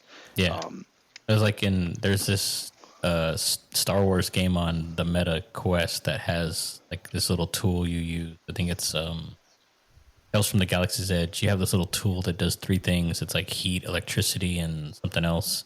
And like you flip it to the little electrical sign, or no, the heat sign, and then you follow like weld beads essentially, and you like cut open Yeah. those welds. It'd be something like And that. I even saw them have something like that in Squadron. Like there was a dude who was using the torch cutter attachment in that Squadron 42 gameplay trailer, and he like cut the beads he cut latches on a hatch open, but it was still the same idea. Like it was a laser. We can go or full plasma Qui-Gon beam. Jinn and just go straight down the center. Yeah, we just need lightsabers to just cut through it. Yeah. The multi-tool will do that. It just takes a little longer. We're out of kyber crystals. No, but I don't know. But I feel like that all is kind of like encompassed in this general unknown about how things are supposed to work, and then we don't really get any clarification on it. until we get. We also like, got to remember this is alpha. It's still kind of relatively early into the game. They do not plan on adding more. really. That's fine, I mean, right? But like, I wish, I don't know, maybe this is too much, but I wish they had like, even if they're pipe dreams, like what we call in the industry blue sky, like if they have these blue sky things, that they would talk about them maybe or publish them still. I mean, I feel like they used to do that, and that's kind of what's led to a lot of disappointment. But if we really like level set and say, here's where we want it to go, so that way it's And less of then- a black box. Yeah, but then right? you wouldn't have 3 idiots on a podcast talking about this. Well, I don't necessarily think so, because like we're days away from this cargo refactor, right? And we've seen what it will actually be doing for the most part, or maybe for part of it. And there's 2 updates coming out. There's the part of the cargo, and then there's going to be the one with the persistent hangars after that. Well, can they be split Is like it? that? Because I think they thought we split were them. getting persistent hangers with this next patch. yeah, That's because what it I've needs been it to reading. like function. Well, from what I was watching, I think they have. The only Okay. thing they're not including is the cargo elevators can't call up vehicles yet, but from what I've been reading, I believe you will be able to spawn ground vehicles in the hangar and then just drive them off of the lift and then spawn The bigger your ship, yeah. or whatever else. So from what I understand, currently the cargo elevators cannot spawn the vehicles. And that's the only thing that's really missing from the persistent hangars as far as that goes. from the All right, dream. yeah, I was confused because I knew there were 2 updates. I guess the one is the Xenothreat one, where they're having issues where in the middle of Xenothreat the ships just stop doing anything. Yeah, I think it's the 23-1A or B or something like that. That one's mostly just the Xenothreat content, but it also has a couple of fixes. I think it fixes the duping, stuff like that. Yeah, thank God for that, honestly, because those people who were doing the duping and like leaving their shit everywhere were lagging the game so bad. Well, Lagging the server. that and just making it impossible to like do legitimate trade. Yeah. Rough. Spend hours hunting down cargo to sell it, and then you're like, oh, sold out, can't buy anything. Yeah, so hopefully we can fix at least that and figure out Yeah, what the 'cause- next duping glitch is in this next patch. Yeah, like no, because we were doing legitimate salvage stuff, and I'm gonna segue into that in a second but there was a lot of times where we couldn't even sell anywhere to the point where I had to go on third-party websites that actively check in with what the stock level on a planet is, and then I would have to go sell at that time or whatever. But this just segues into another thing that was really bothering me. Is the payouts for missions in general. Ugh, Like, yeah, terrible. the price changes. Ugh, the price changes. Yeah, let's So, jack up the cost of everything, but also pay you less for every job. Yeah, so Oh, so real world. they changed 2 things, right? They changed, well, actually 3, because the third one is reputation, but that's like a segue here.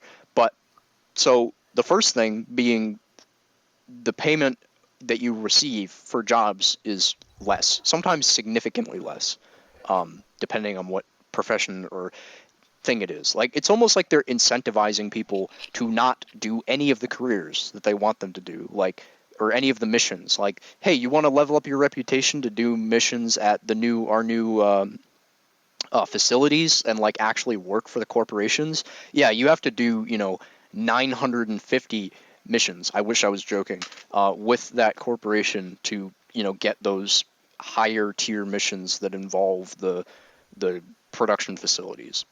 I which is get insane. making it a little bit harder to do it, but like 950 is ridiculous because you don't want to make it like, oh yeah, 5 missions and you're at max. So if you have no one's zero gonna play reputation, anymore. if you have zero reputation and you go and you want to work for Grey Cat, right?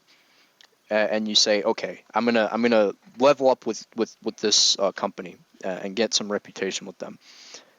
You do their missions, whatever. You have to do somewhere in the ballpark of over 900 just to get to max rank with them. Yeah. Like, and that's and at that point, I'm gonna cut you off here with all the havoc we've been wrecking on Grey Cat. I don't think they're gonna hire us. but luckily there's wipes. yeah, so but that's the other thing, right? Is the ships cost more, not even just double the cost, sometimes quadruple or quintuple the cost, which is kind of insane because all of the starter ships, especially like ships that are already objectively bad, like the Reliant series. I'm sorry to people who enjoy the Reliant, but they're just not good. They they fall apart in like 2 seconds.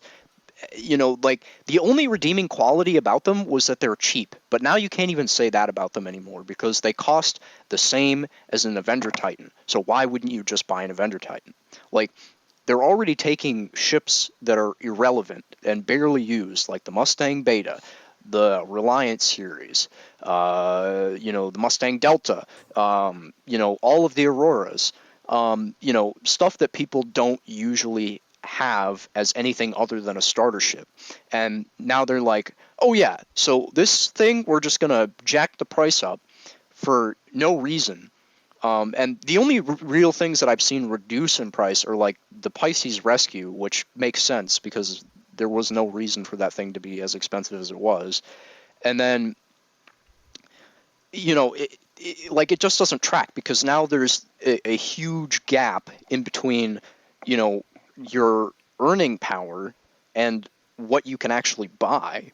And there's no stair stepping anymore from like, oh, I went from an Aurora to a Reliant, and now I'm going to go from a Reliant to an Avenger Titan, or now I'm going to go from the Avenger Titan to, I don't know, a Nomad, and now I'm going to go from a Nomad to a Cutlass Black, and so on and so forth. There's nothing like that, at least in the current version of the game, because you just keep going and keep going until you get your first, million or whatever, and then you just get the Avenger Titan, and then, or you even don't even do that. What Simon did is I helped him get the Vulture, and now he's just gonna go do salvage until he can afford. I think it was what was it that he wanted to buy? The Spirit, yeah, the Spirit, which is like, you know, like I don't understand the price changes. I really don't, because it would have been one thing if they just did the price changes, like without touching the reputation or anything else. But then they took the prices. They were like, you know what, this isn't enough. Now we're gonna nerf the amount of money you make from missions, and on top of that, make the reputation grind like absolutely insane. Because if reputation was never wiped, like ever, then that would make sense, right? It would make sense If that you weren't a new player, it would make sense. yeah. If you weren't a new player and reputation was never wiped, it would make sense for there to be 950 missions in order to get whatever. I mean, I still think it wouldn't, but like objectively speaking, if the end game content was supposed to be locked behind the top tier missions, then it would make sense that you have to work for an organization for a while. But why would they test this if they're nowhere near even remotely implementing like that's what I don't understand, right? Is because I understand that they have to test things, but they test them at really weird times that don't make any sense and then drive players away from the game. Well, that and Because like the whole reason behind it gets completely negated almost instantly, and there's right. like no effort to remedy that. It's like, why would people even try to rep up if it's just going to get wiped for Right. 4.0? I mean, that's because we know right? they're going to we know that they're going to wipe for 4.0 is going to be a full wipe. I don't even bother with missions because it's just pointless. If you're looking that's for really something, I shitty might because from what I've seen, some of the missions that they've added are pretty cool, and I'd like to try them. But I'm not going to sit there for 950 missions trying to rank up with the Bounty Hunter Guild or whoever I need to rank up with, because I don't have time to do that right now. Yeah. And it would be different if my progress was saving, but I know it isn't going to at all for 4.0. Like nothing I do in this patch essentially is going to matter for 4.0 because it will be a wipe. There's absolutely no doubt in my mind about that. And that's coming like end of September, early October? No, I think it might be that, but I'm pretty sure it's supposed to be the end of August mid-September. That's Okay, soon. so with their track, then it definitely will be the end of September, beginning of October, because every time they do these big updates, they're like, Right. "Yep, They'll end of probably August." have it out for CitizenCon or whatever. Citizen Con or IAE, which is November and December, right? CitCon's in December. No, because that would already be going into the next quarter. It has to be this quarter, or not this quarter, but the end of the summer quarter. And that or what is it? What do they call it? Q3? Yeah, Q3. It has to be in Q3 because that's when they said Pyro is coming out, and they were very firm on this. So unless they walk back on their statement, which wouldn't be surprising, you know, IAE and November, December, January, that's Q4. So they would have to. It has to be in Q3, is what I'm saying, unless they change it again, of course. Well, I mean, that's I see it. probably why a lot of times, actually probably every time now since when I first started playing, I treat this kind of the same way I treat my computers, right? They're essentially disposable. Like I don't keep any permanent data on them, you know? And so like with this rep thing and this money thing and this ship thing that, you know, they get wiped every couple months or whatever, like to me, it is pointless to do missions and to do stair step ship acquisitions and stuff like that. It's just kind of like, well, I'm going to hop on and I'm going to have fun and I'm going to be, you know, for all intents and purposes, like a thief. Like I'm just going to stow away on ships and steal someone's ship and steal their stuff and do whatever because that's fun. And there's no real punishment for it. Makes Well, sense. I mean, unless you end up in jail. Unless you end up in jail, which is like a whole other thing. I mean, jail itself is basically broken right now. Yeah, you were talking about that earlier. What did you mean by that? Because I think I spent. Well, I had gone to jail at one point. I don't even remember what for. At one point this patch, but then it like I didn't even notice anything because I was already done for the day anyway, so I just logged out. But what's different that you were talking about? Well, like just going to jail is kind of a crapshoot, right? So before this patch, it was pretty predictable, right? You could get essentially any crime stat and end up in jail, but the reasons were pretty simple. It was like, you know, another player with your contract or just with call to arms on killed you, the station killed you, or you were killed by an NPC in an armistice zone or like a trespass area. But like yesterday, Alex and I were fumbling with cargo trying to make the hull C useful, but that was a colossal failure. But while we were doing that, we happened to be floating out near the dock because we were trying to get on his hull C. And in because you know the docking ports don't fricking work. Yeah, the docking ports are completely borked right now. But like an 890 happened to pull up trying to dock, and so I sat in the doorway of the gate and waited for him to dock. And then as soon as the door opened on his ship, like I wandered in and I went up and I was waiting behind him while he sat there, I guess, refueling or repairing or whatever he was doing. And I was just standing there. And of course, I'm on another ship, so I'm trespassing. But then after like a couple of minutes, the screen went black and I woke up in jail. Like what was that? And it was like, I didn't die. I wasn't attacked. The station didn't blow up the ship or nothing. I was just in jail for no reason. And yeah, so I had and you know, no, go ahead and finish because I just had to. Yeah. Well, it's like super frustrating because like one, you guys know me and you know that I love stealing people's ships, but also like what's the plan there? Like, am I not allowed to wait on somebody's ship even though I'm not doing anything? I might be trespassing, but like I'm not doing anything, and so. Like, is it my fault? Why am I being punished because he's slow at like undocking and leaving the armistice zone or whatever? Right. And it's just really annoying because like it is a hassle. Even though I only had like a 1 minute penalty in jail, which again is like, what's the point, right? Like, why would you put me in for 1 minute when it takes like 4 minutes to get out of there? Because you gotta wait for the loading animation and stuff. But to inconvenience you. I mean, it was severely inconvenient because, you know, I was getting ready to steal me an 890 and it was very disappointing. But the other thing is like sometimes when you're in there, you're like, will spawn inside of someone else's body, which isn't a new bug, granted, but like, you know, that's another. Yeah, but I also wish aspect. people would stop killing themselves while they're in the bed. You know, if they would stop freaking doing that. Yeah. And like, Sometimes you spawn without a head. Sometimes you spawn without a multi-tool or a backpack or any kind of like life support. And then say like everything goes well, the oxygen mechanics in jail are like completely borked. Like sometimes you'll have like 4 hours of oxygen. Sometimes you'll have like 4 minutes of oxygen. There's just like no rhyme or reason to it. So by the time you get to like level 1 to maybe sell a multi-tool or whatever to reduce your sentence, or maybe actually start mining, which I haven't bothered to do in forever, like it's a crapshoot if you're even going to live long enough to do anything, because it's just completely broken, like this oxygen thing. Yeah, and I suspect it probably has something to do with changing your inventory, like from whatever it was that you were wearing. Um, See, I don't know how the game works, and since Security Post Korea, or not Security Post Korea, sorry, Klesher is a fairly old addition to the game. Like, I think it was added back in like 3.2 or something. Long time ago, like at least 2020 or 2019, somewhere in that time frame was when Klesher was added. So it's not a new thing by any means.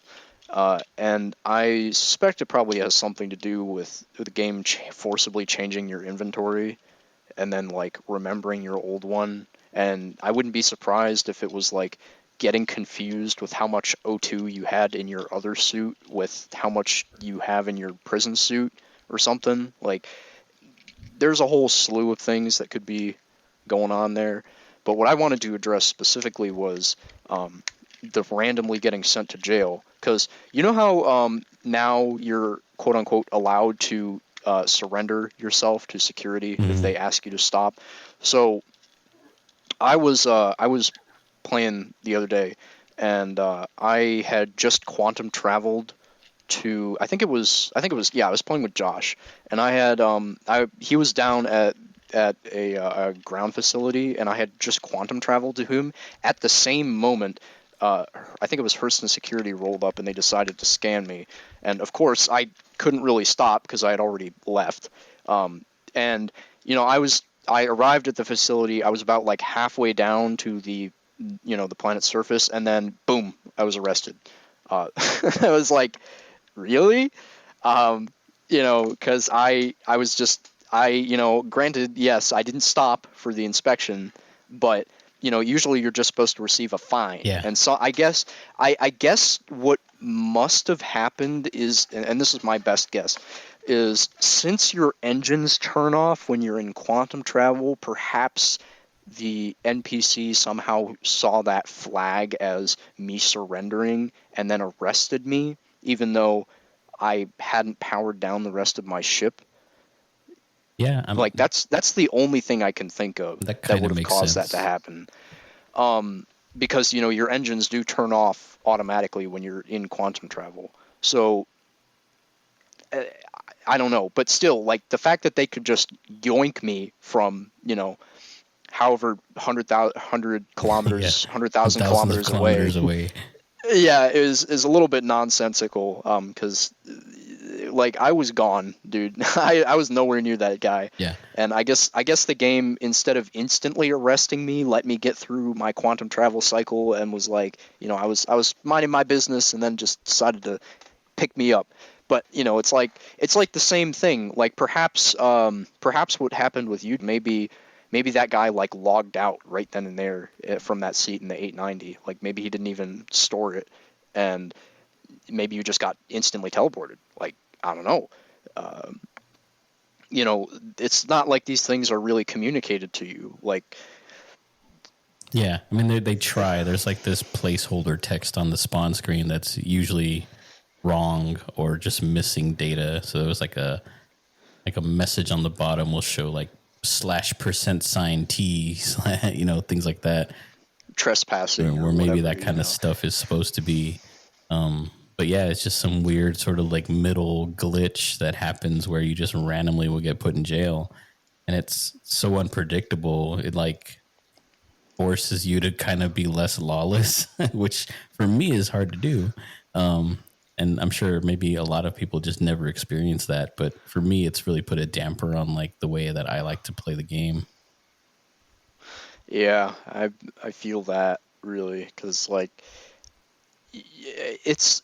it's what's strange to me is that they make this big open world, right, and they emphasize, we have these game systems in place to basically allow you to do whatever you want, and that's kind of the what I see behind the whole like if it fits it sits thing where you know um, for instance, people, in order to get the medical Ursa into the spirit, they fucking shoot the wheels off the thing Yeah. and lift it above that stupid door lip that they put specifically to reduce the utility of, what you can fit inside in the spirit. And, but they don't stop you from doing that, even though they tried to by, you know, by making it so nothing can fit through that door. Um, but it's almost like they contradict themselves sometimes because they're like, we do this for you, the players, so that you have the freedom to do what you want, and then they hit you with Immediately some, take away that freedom. yeah, or they either immediately take it away or they introduce some weird like bogus thing that doesn't make any sense. And Like master that I modes. feel, yeah, like master modes, and that I feel like is a segue almost in and of itself into master modes because I, as an engineering someone of the engineering profession, find master modes extraordinarily confusing. Right. I Um, think we I don't. do master modes and then probably end it for this episode because we're getting close to the 2 hour mark. Oh, okay.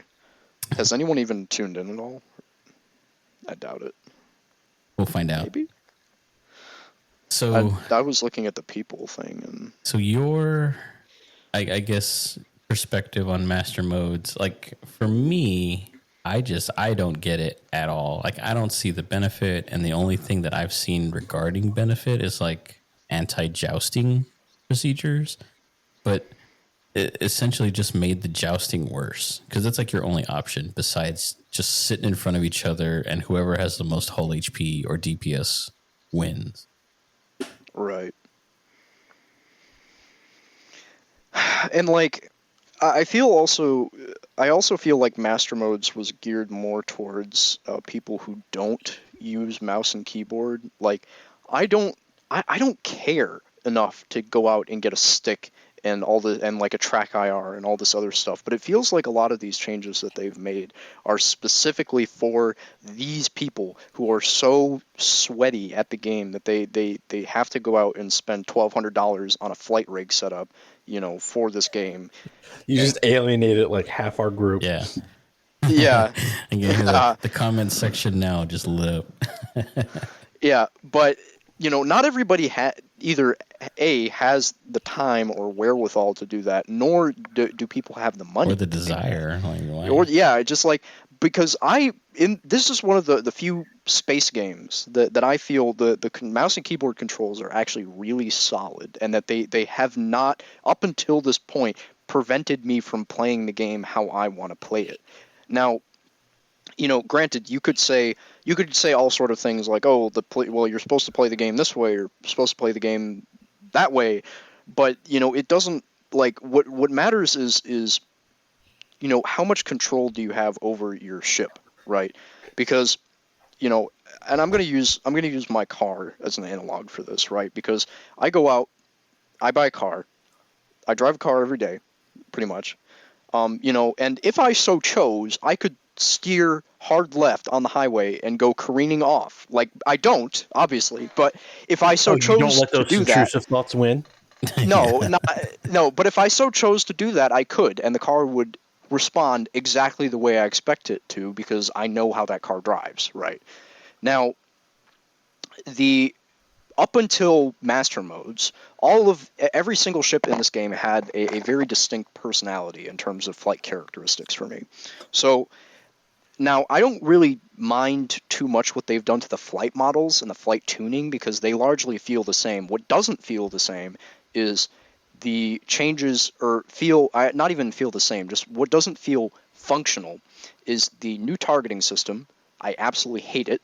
You basically half the time don't hit anything, and I have no idea what the issue is with that, because it's not like I'm doing anything majorly different.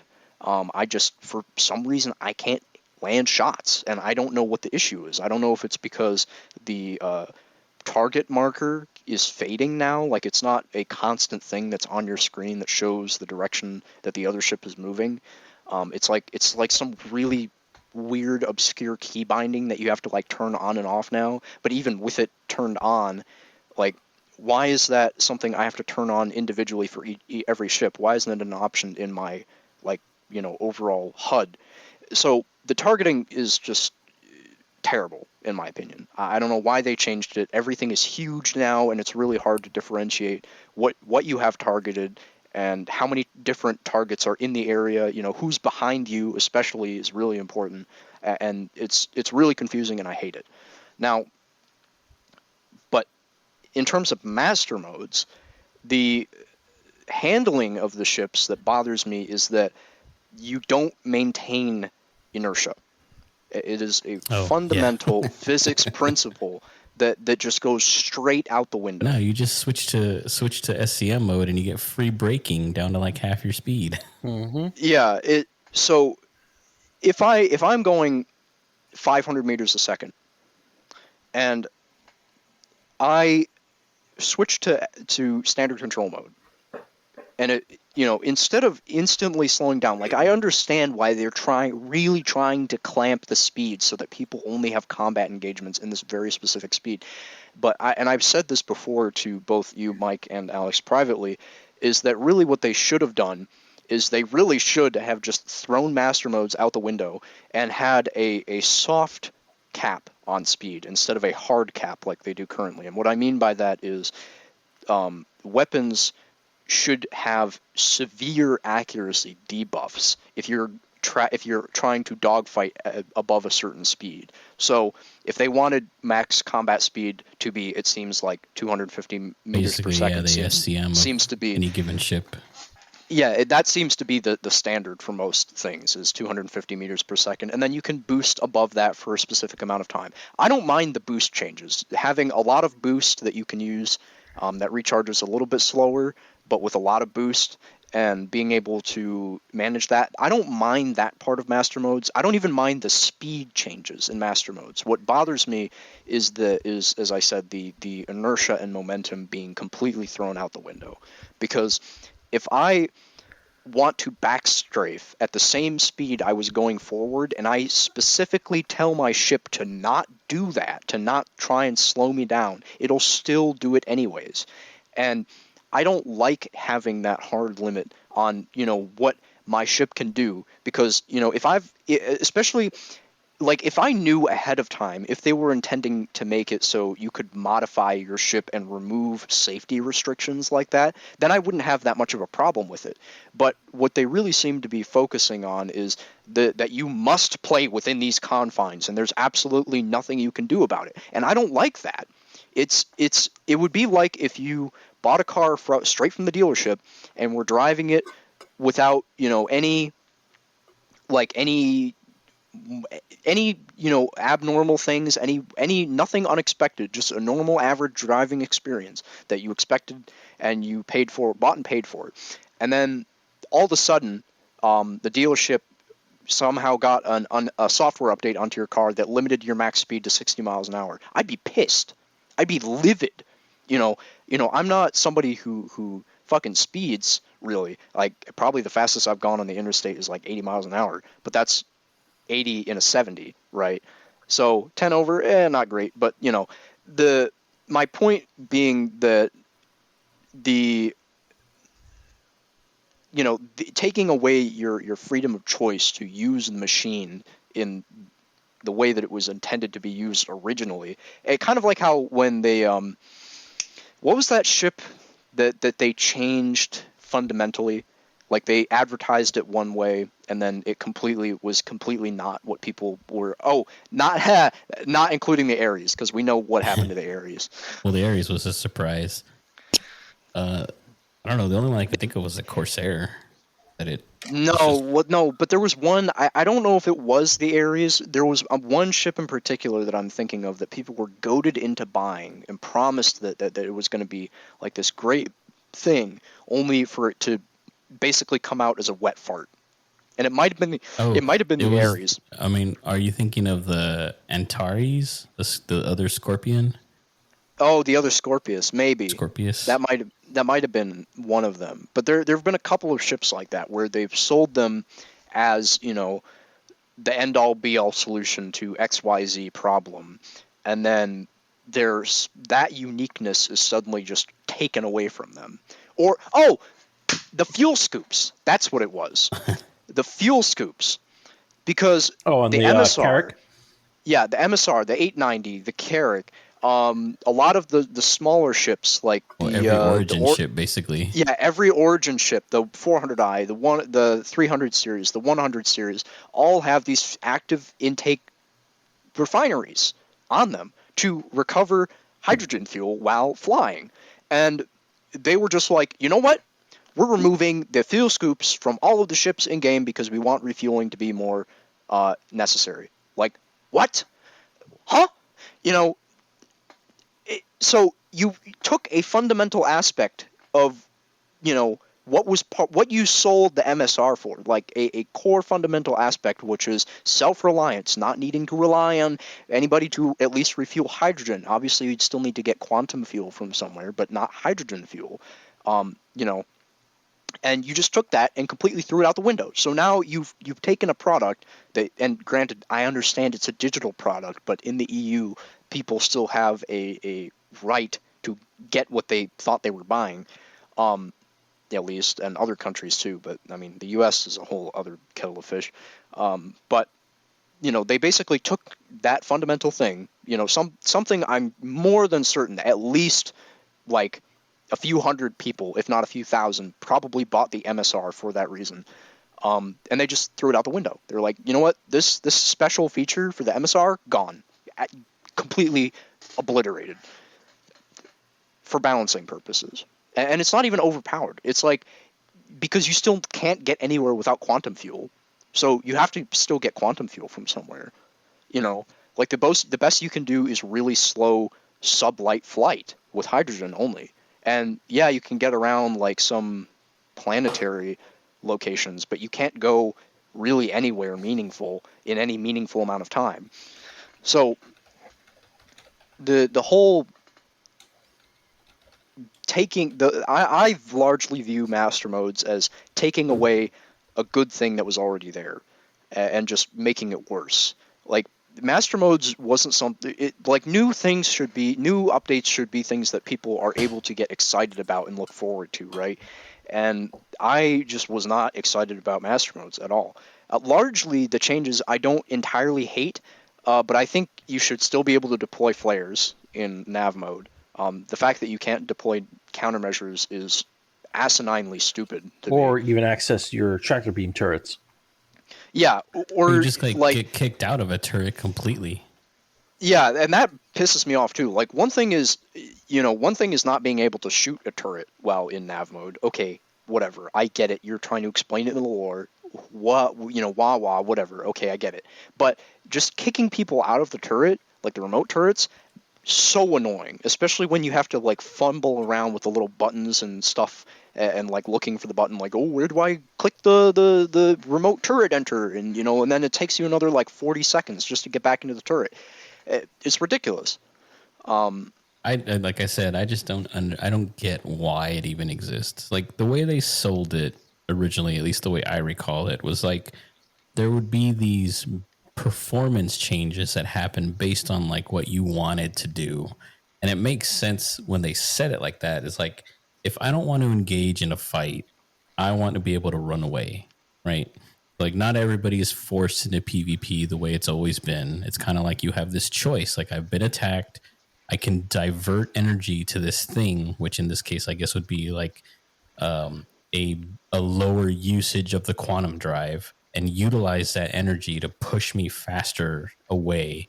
Or like, if you're headed to a cave that's unmarked and you've triangulated points to get within 100 kilometers of it, and you don't want to spend 20 minutes flying it. Like, you pop it into what would call nav mode now, and you could fly faster, but at the expense of certain things. Like your shields would Yeah. be weaker, your cannons wouldn't work as but it's potent. like with the way it is now, and they're taking feedback, so hopefully they can fix it to be more aligned with how it was originally promised. Is like you have these hard limits on everything. You're either doing this or you're doing that, and there's no in between. But there's a lot of scenarios where the in between is important. Like you said, you can't fire flares when you're in flight mode. Like, why? Like, what is the logical purpose for removing that functionality? Because You're just a sitting duck, yeah, especially if you're in if you're in a C2, for example, which takes an astronomically long amount of time to switch between nav and SCM mode, and somebody fires a torpedo at you. If you're waiting for SCM mode to charge up, you're fucked. You're absolutely fucked. Like, you're and slowing torpedoes down isn't the answer either, because they tried that, and oh boy, the community slapped them so hard on the wrist because you could just fly faster than the torpedo. Just Like, pop there out was EVA faster there's than a no torpedo. yeah, like, no. And that's not the answer. The answer is that you need to be able to account for these in between stages. It can't just be black and white. Like, if you do this, you can't do this. That's not how the world works. And they tout this game as being, the next level of gaming and realism, but then they do this stuff that is so hypocritical because it's not realistic at all. Like removing Newtonian physics through master modes, no inertia, no momentum, and then like the not being able to do things like fire flares while in nav mode because they're trying to explain it with the quantum bubble. That wouldn't even affect a flare. Like, I can understand how it might affect a gun because maybe the energy blast or the ballistics would like reflect off the quantum bubble and like hit yourself or some shit. I don't know, but flares are harmless. It's not like they have an explosive package in them. They're just there to distract missiles. They're just hot. That's it. Yeah. Like, they don't blow up. They're just hot. It could get trapped and burn your skin off. I don't know. Yeah. It just bounces around the quantum bubble like a Roman candle. Yeah, that could be the side effect. Maybe they just don't go far away from the ship while in the middle of switching or something. But then, once you've switched out, then they fall away or whatever. I don't know. Yeah. But my point being that they clearly don't put a lot of thought into this kind of stuff when they're doing it. Or maybe they do. It's just misguided They or overthink something. it. Yeah, They overthink either it. they overthink it, or they're a bunch of artists who have absolutely no idea how shit actually Or works. someone higher up in the food chain had this idea and no one had the balls to tell them no. Yeah, that's also a possibility. Well, I can tell you that does exist in the world of design and development. It's pretty common that people at the top make bad decisions and everyone beneath them just rolls their eyes and does it. Yeah. But I don't know. Alex, how do you feel about master modes? I don't like it, but I kind of understand it. Like, you're not going to get your top speed until you spool up your quantum drive, and your quantum drive is going to draw so much power from the ship. It's going to take away from the shields and your weapons. I get the thought behind it. I don't enjoy it, but I get it. I think it's just poorly implemented. Yeah. I mean, that's really my complaint with it is it's like a half-assed attempt at making this change, which only exacerbated the problem that it pretended to correct. Like, if jousting was the problem, it didn't do that. It made it worse. If being able to make a decision on your encounter was the issue, the reason for implementing it, that didn't work either. Like, it just makes it worse. If, I don't know, intelligent resource management and like being able to think about what you're trying to do was the reason, it doesn't work either. Like, it's just one or the other. You have to go this or do this, and you can only do these things when you're doing it. Like, that doesn't make sense. So it's from every aspect that I can think of, at least from what I was told by various outlets or whatever, like it's a complete, failure. Like, it doesn't do anything. It's a clusterfuck. Yeah. And that also leads into my concerns, and I'm still talking about master modes by extension here, is the engineering gameplay. Is again, being in the field of engineering myself, the notion that most of these ships would have common breakdowns. One of the developers was very adamant that, like, oh, if you don't maintain your ship and do XYZ things, they're just going to break down randomly. And, like, yes, in space you have to make repairs, but also in the aerospace industry in general, not including Boeing, everything Careful. everything is everything Assassinate is you. everything is built with a extraordinarily high degree or factor of safety, right? And in engineering, a factor of safety is, I mean, exactly what it sounds like. It's a numerical value that assigns the potential failure rate of any one given component and or system.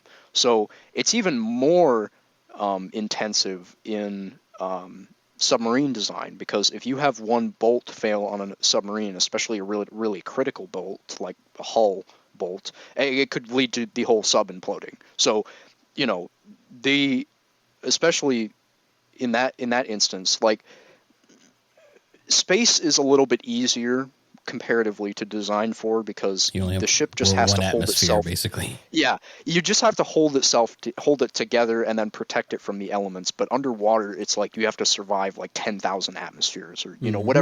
whatever crazy depth they built a submarine for. It depends on the sub, but you know the so it's still a super high factor of safety. So the ship manufacturers, especially the good ones, not Drake, um, Man, uh, you are just out for are blood today. yeah, no, but I'm saying, objectively speaking, based on the already established lore, and then also, their other things. So, like, the Corsair would probably have been built to a higher factor of safety than the Cutlass Black. Same thing with the Cutlass Steel versus the Cutlass Black, because it's supposed to be a dropship and have higher survivability. Same thing with the Caterpillar versus, I don't know, the Caterpillar versus the Buccaneer. The Buccaneer doesn't even have an ejector seat, so clearly, there were some corners cut in the design of that ship. But, for every standard ship that meets, UEE regulations, in their lore and world building, especially 200 years or 300 years or 400 years in the future, however long it is, these are things that would not fail on a regular basis. And it's the same reason that most of these ships have redundancies in certain systems, like 2 shield generators, 2 power plants, 2 coolers. And when I was testing out the engineering gameplay in Arena Commander, all somebody had to do was take out 1 power plant or 1 cooler, and it would throw the entire ship, like, and this is a little bit different because it's talking about a combat scenario instead, but it would still throw the entire ship into disarray. Um, like, stuff wouldn't work. You wouldn't be able to fly really in a straight line. Like, shit would be going on and off and messing with all sorts of things. Alex, I don't remember if you were there with me testing that, or I think I was testing with some rando that I met on there. But the the crux of the problem being, going back, and I know I got a little bit off topic because that's under combat conditions, which are significantly different to Just master modes in normal. general. Yeah, master modes and, like, normal operating conditions. But under normal operating conditions, especially if people, like, baby their ships and they don't, smack into the ground or hit things or whatever, there should be zero reason, or a near zero reason, for anything to just happen randomly. And then I'm trying to think of a good example, like, for a hydraulic pump to fail just out of the blue. uh, it shouldn't happen unless it's neglectfully not maintained, or uh, it's been damaged before, right? So, but beyond that, these things just should not be failing, at least at the degree that they've led me to believe that they will be failing, is what I'm getting at.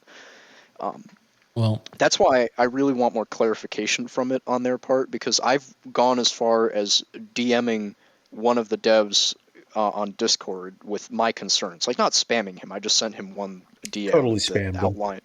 Yeah, haha. That outlined some of my concerns. I don't even know if he read it. Like, he might have read it, he might have not. But, I basically said the this is what I don't understand, and this is what I want to understand, because I I know XYZ about these specific things, and they should really work this way if you're trying to emulate what happens accurately. So I don't know, but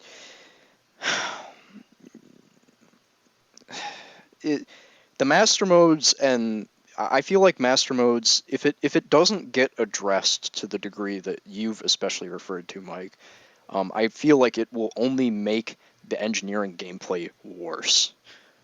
yeah. I mean, I have huge reservations about engineering in general. Like I do not envy anybody who wants that as their kind of chosen gameplay path, because I feel I feel like that's going to be my chosen gameplay path. well, I mean, good luck to you, because I feel like that's going to be nothing but running around putting out fires, literally and figuratively, in a ship.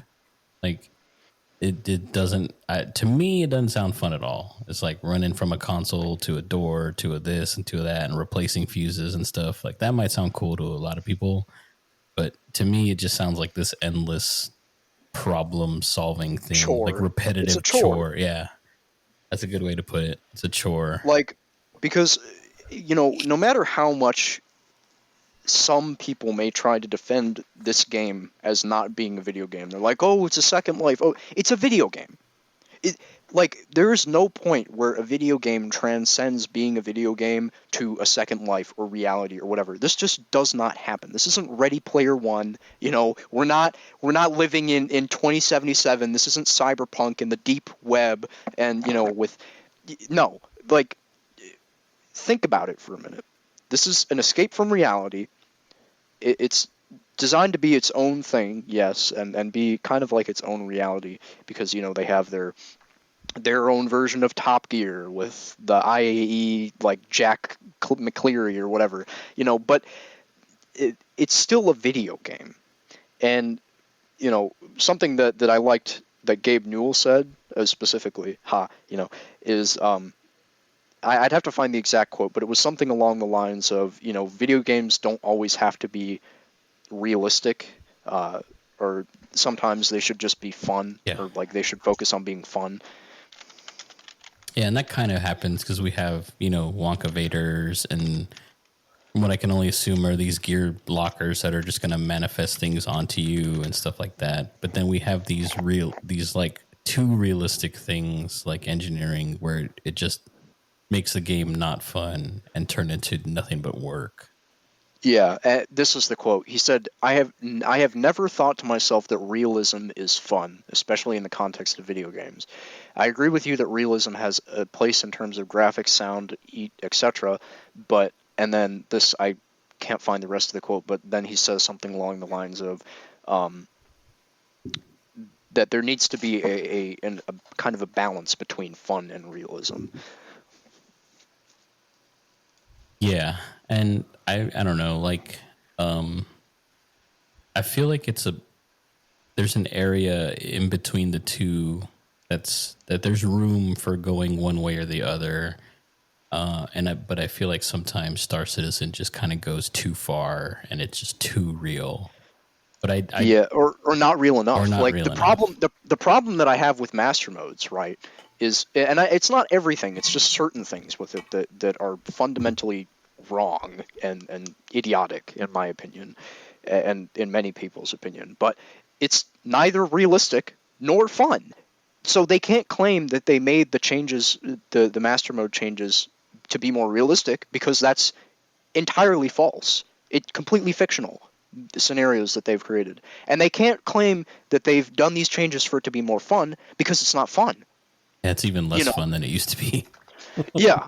So like, I could understand, like, so the reason I'm not as mad as I probably could choose to be about the inventory changes, like with the cargo stuff, is because it is more realistic. Obviously, you can't just pull your firearms from an imaginary space in the sky and magically have them appear on your back. That's not realistic, right?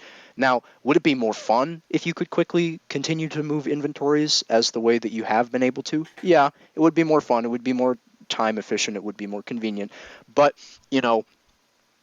at least I can defend them on the realism front because that is more realistic to have to go to a crate, much like you do in Fallout 76. You can't have your entire inventory on you the whole time. You can have a lot more than you can in Star Citizen, but you can't have your entire inventory. So you have to go to a crate that is specifically in, like, a safe zone or like a camp or whatever, and get your items. And then, once you leave, I mean, the other Fallout games are like this too. Like you have inventory containers and you put stuff in there, and it's not like you can just get it from anywhere. So I'm not super upset about that because I understand as long as it works. Which is the funny that's part the other of it. problem with it. Yeah, It doesn't work. as long as it works like 85% of the time, right? Then that's fine, right? But master modes is not realistic. It doesn't work right, and it's not fun. So it hits all three negatives in that sense. The like Alex, I know that you especially are you like to move your inventory a lot, and I know that the current state of the inventory has really probably impacted you the most. Oh yeah, it's an absolute nightmare because I like to keep all my stuff at one station. Yeah. It makes it really hard for me because my inventory at Lorville, which is my chosen home location, is like 168%. And I can't move a lot of that stuff. Like, I've already moved all my armor and all my weapons to Everest, but when I go to Lorville, like, I can't even change outfits because there's nowhere to store it in the local inventory. Just got to throw it away. I'm done with this outfit. Not washing it, throwing it away. Just disposable clothing. But even that's hard. Like, the only way to get rid of stuff is to individually drop it on the ground. Yeah, or what I used to do is I'd throw it on a C2, and then I would just send that sucker out into space and then claim it. Like, and then that's how I got rid of stuff. Yeah, trash. Because even dropping it on the ground is a nightmare, and selling it is a nightmare. Like, you have to go one by one and sell everything, unless it's all stacked. Unless you happen to have it stacked, and even then, sometimes it doesn't work. Like, it will still only let you sell one at a time. But I mean, I sent you guys that link to that video where you can throw things in a crate and sell it all at once, which is a big helper. But even that is just still the time You'd still have to get it into the crate. The time it takes. That's the problem. Well, first of all, you have to buy a crate, so you need enough money to buy the crate, and then you have to stick everything in it, and you're limited basically to 8 SCU because that's really the biggest one you can buy right now, and like. It still takes forever because the inventory system is so slow. Like, just dragging something over takes, I don't know, 10 times longer than it really needs to. And well, I mean, you can shift click stuff over now, but the problem is that even though you can relatively quickly transfer items, there's still that buffer time where oftentimes if you have back over. Where if you have our display info open, it'll say that there's a list of pending moves. And if you go over a certain amount of them, or if the servers are just really bad, that like queue of pending moves that you have in your inventory will just never solve. Like, they'll just never auto resolve. So you're screwed, basically. Yeah. It's rough right now. I mean, everybody joked about this patch, saying like, hopefully it's not another 318. Where I mean, for 318 for us was just I don't even know if we played that patch. I think we just waited till 318. I attempted to. I attempted to play it, but I don't think any of us really did. Like, I think we did. I think we maybe did one of the events in it because that was like one of the few things that was actually working. But cargo was broken. The servers were broken, like everything was broken, and it wasn't until like 3.318.1 or 2 that they actually got things to a point where they were Playable, functional. But and 23 is serviceable, right? Like we've definitely spent hours playing it since it's dropped, but like it feels bad. I guess an easy way to put it. It just feels bad to play. It doesn't feel like you're doing anything productive because we like we've talked about, like we're in this limbo mode where 4.0 potentially is 3 months away, give or take, and everything's getting wiped. And so it's almost like we're playing PTU where you spawn with this certain set of gear and it's just like, well, there's no consequences. Like, let's just do whatever we want to do with the measly things we have because we know there's a wipe coming. But also on top of that, like there's just so many things that are borked or janky or slow or just, undoable and unusable for reasons that are out of our control completely, which are like the economy. Like you can't trade most things because it's just destroyed by dupers. Like it feels like punishment at this point. So many people were rushing to get their money back that it got to the point where you just couldn't make money at all in the game.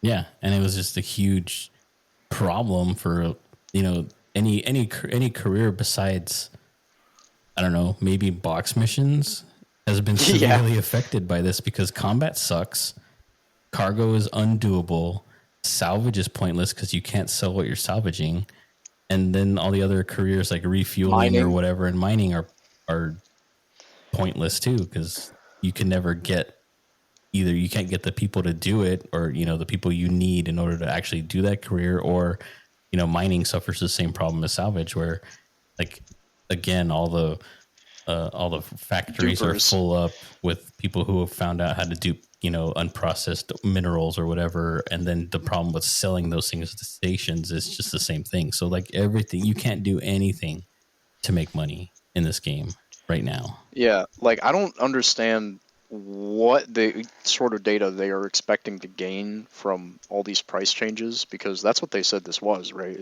They just want to, they want to see how quickly look at you the advance. economy. Yeah, but it's like the only thing they're going to be seeing is, people who fucking like dupers, currency buyers, and then a bunch of people who sat at like 30 grand because they couldn't do anything else. Exactly. Or there's, the once in a blue moon case, like when I helped Simon do his stuff, and like I said, we still, it was a struggle to even sell the stuff we salvaged, but we did do enough of it to get to like a couple mil, but beyond that it was painful because you could not sell anywhere because of these freaking dupers. Yeah. So hopefully these fixes we're getting address at least some of these concerns to return some of the fun to it. But yeah, I mean, right now it aside from, maybe Alex and I getting on to goof off or just see how things work in a certain place, like we're really not playing a whole lot. No, we haven't done our normal trolling tactics. Yeah, because you just get thrown in jail randomly for no reason. And whatever they did to weapons, I think even prior to this patch, like basically made the ballista useless. So like we can't do our usual trolling that we used to do at Han. You can't hit anything with these missiles. And with the Centurion, I can't upgrade the guns on it to make it a little bit more powerful. Yeah, it's just completely locked out of basically all the content. Alex, I mean, I've been able to access my ground vehicles at Lorville. I don't know. Have you tried recently? Yeah, I've taken the train out to the outside terminals. I've flown out there. I click the terminal button, and it just cycles. He's had a lot of ASOP problems, actually. It's now, in retrospect, looking back, like the ASOP hasn't been your friend this patch. No, and like last night with the Hull C, it's because the docking port, so I have to get a lift out to the ship. As soon as I get to the ship, it's like, oh, you've taken too long. It's like, you bastards. So then they store my ship, and then it got stuck in a limbo. I couldn't store anything. I couldn't claim anything. Everything was grayed out at the ASOP terminal. Yeah, I started with this really simple idea because I've never used the whole C for anything but crashing it into stuff. So I was like, I want to see what this thing's about. Like, how does it feel to load up over 4,000 SCU of cargo and like take it somewhere and sell it? And before we could do any of that, like it was just a complete failure. It took an hour for us to just give up and be like, all right, well, it's not happening. So, we're going to bed. Yeah, Well, a lot and of the problems with that would be as long as the docking ports work at the stations, it'd be no problem. But they don't. Yeah. I mean, we were sitting in it dry, like flying to where you were going to get the cargo. Like we got that far and then it just towed us. Yep. like that is the one downside to, well, not one. I mean, there's many downsides, but that's one of the main downsides to this game as a whole is like it takes so long to do anything in a coordinated effort. Like unless you are just hopping on, and that's why bed logging is so important too, is because if you don't bed log, you're forced to, at the bare minimum, go down the elevator or leave your sleeping pod, go down the elevator, run over to the ASOP terminals, call your ship, take another elevator to the hangar, get in your ship, request for takeoff, take off, and then go out, and then you have to travel to wherever it is you need to go. Whereas, with bed logging, you can just find a nice little safe spot, around wherever it is you want to be when you come back, and just log out. And I know that eventually they want it to be able to have it so you just log back in wherever it is you logged out. But I also think that's fundamentally flawed. Like I don't agree with that in the slightest, because it not only does it remove the value from beds or ships with beds in it, right, which is the ability to log out at your convenience because of the ship you chose. Yeah. But it's also a problem, because if you have an issue where you fall under the map, or your character like spawns in the stratosphere and you can't go anywhere, you have no way of resetting yourself without killing yourself.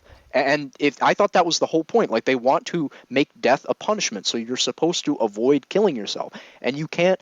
If you have to rely on another person to call for a taxi, and they just don't have like the NPCs, or like there's so many unknown factors, like the fact that you can't just log out and show back up wherever you were last, like how the way it currently works. If it doesn't continue to work that way, it's just a flawed ideology. Because like I think the only good change has been arguably if you try to combat log, like you're down on Jumptown or something, and then somebody's shooting at you, and you try and log back to the main menu, but you stay there anyway. Like that's fine, But what they should do is they should have a, like, even as an interim solution, just like a reset your position button of some kind, like, because even if everything worked as intended, I can almost guarantee you that somewhere, somehow, even if this game was completely polished and everything was working flawlessly, like the server meshing, everything, somebody would still get stuck in the ground somewhere. And if they killed themselves, that would mean, losing a huge chunk of their reputation potentially, or, whatever else the other punishments they wanted you to have for death of a spaceman. And if you're stuck in the ground, or in a tree, or in the terrain, or in a building, whatever the case may be, and you can't get out, and if you log out and log back in and you're still in the same position, literally the only choice you have is to kill yourself. And that's not sustainable within their vision of what this game is, where it punishes you for doing that. So they have, like, even Warframe, which is arguably, I don't know. I don't think either of you. No, Alex, you said you've played Warframe before, right? Not much, but Like a little once. bit. Yeah. So that game is not perfect by any means, but it is a finished product, and it still has a button to unstuck you. Yeah. Just moves you a couple coordinates in some Yeah, direction till it and finds. granted, granted, that button does have a cooldown, so like you can't abuse it. Like I think the cooldown is like 5 or 10 minutes or something. But in Star Citizen, it could just be as simple as instead of moving you, which could potentially, break the game even more or be used in an exploitative type of way, instead of moving you, it should just send you back to wherever you were. So like if you're the last place you contacted was Tisa Spaceport, that's where you go. If the last place you were was New Babbage, that's where you go. Like they need to have something there as a safeguard for people, because if death is supposed to be highly discouraged, then you can't be expecting people to just say like, oh, you got stuck, just backspace, no big deal, because eventually it will be a big deal. So people shouldn't be so in the habit of doing that. I don't know. Yeah, like what are we testing how brutal we can make this punishment? Like what's the scenario for testing on that? Yeah, I don't get it. It doesn't make sense to me. So, but again, that all goes into like future stuff that we don't really know about. But it still begs the question, right? Because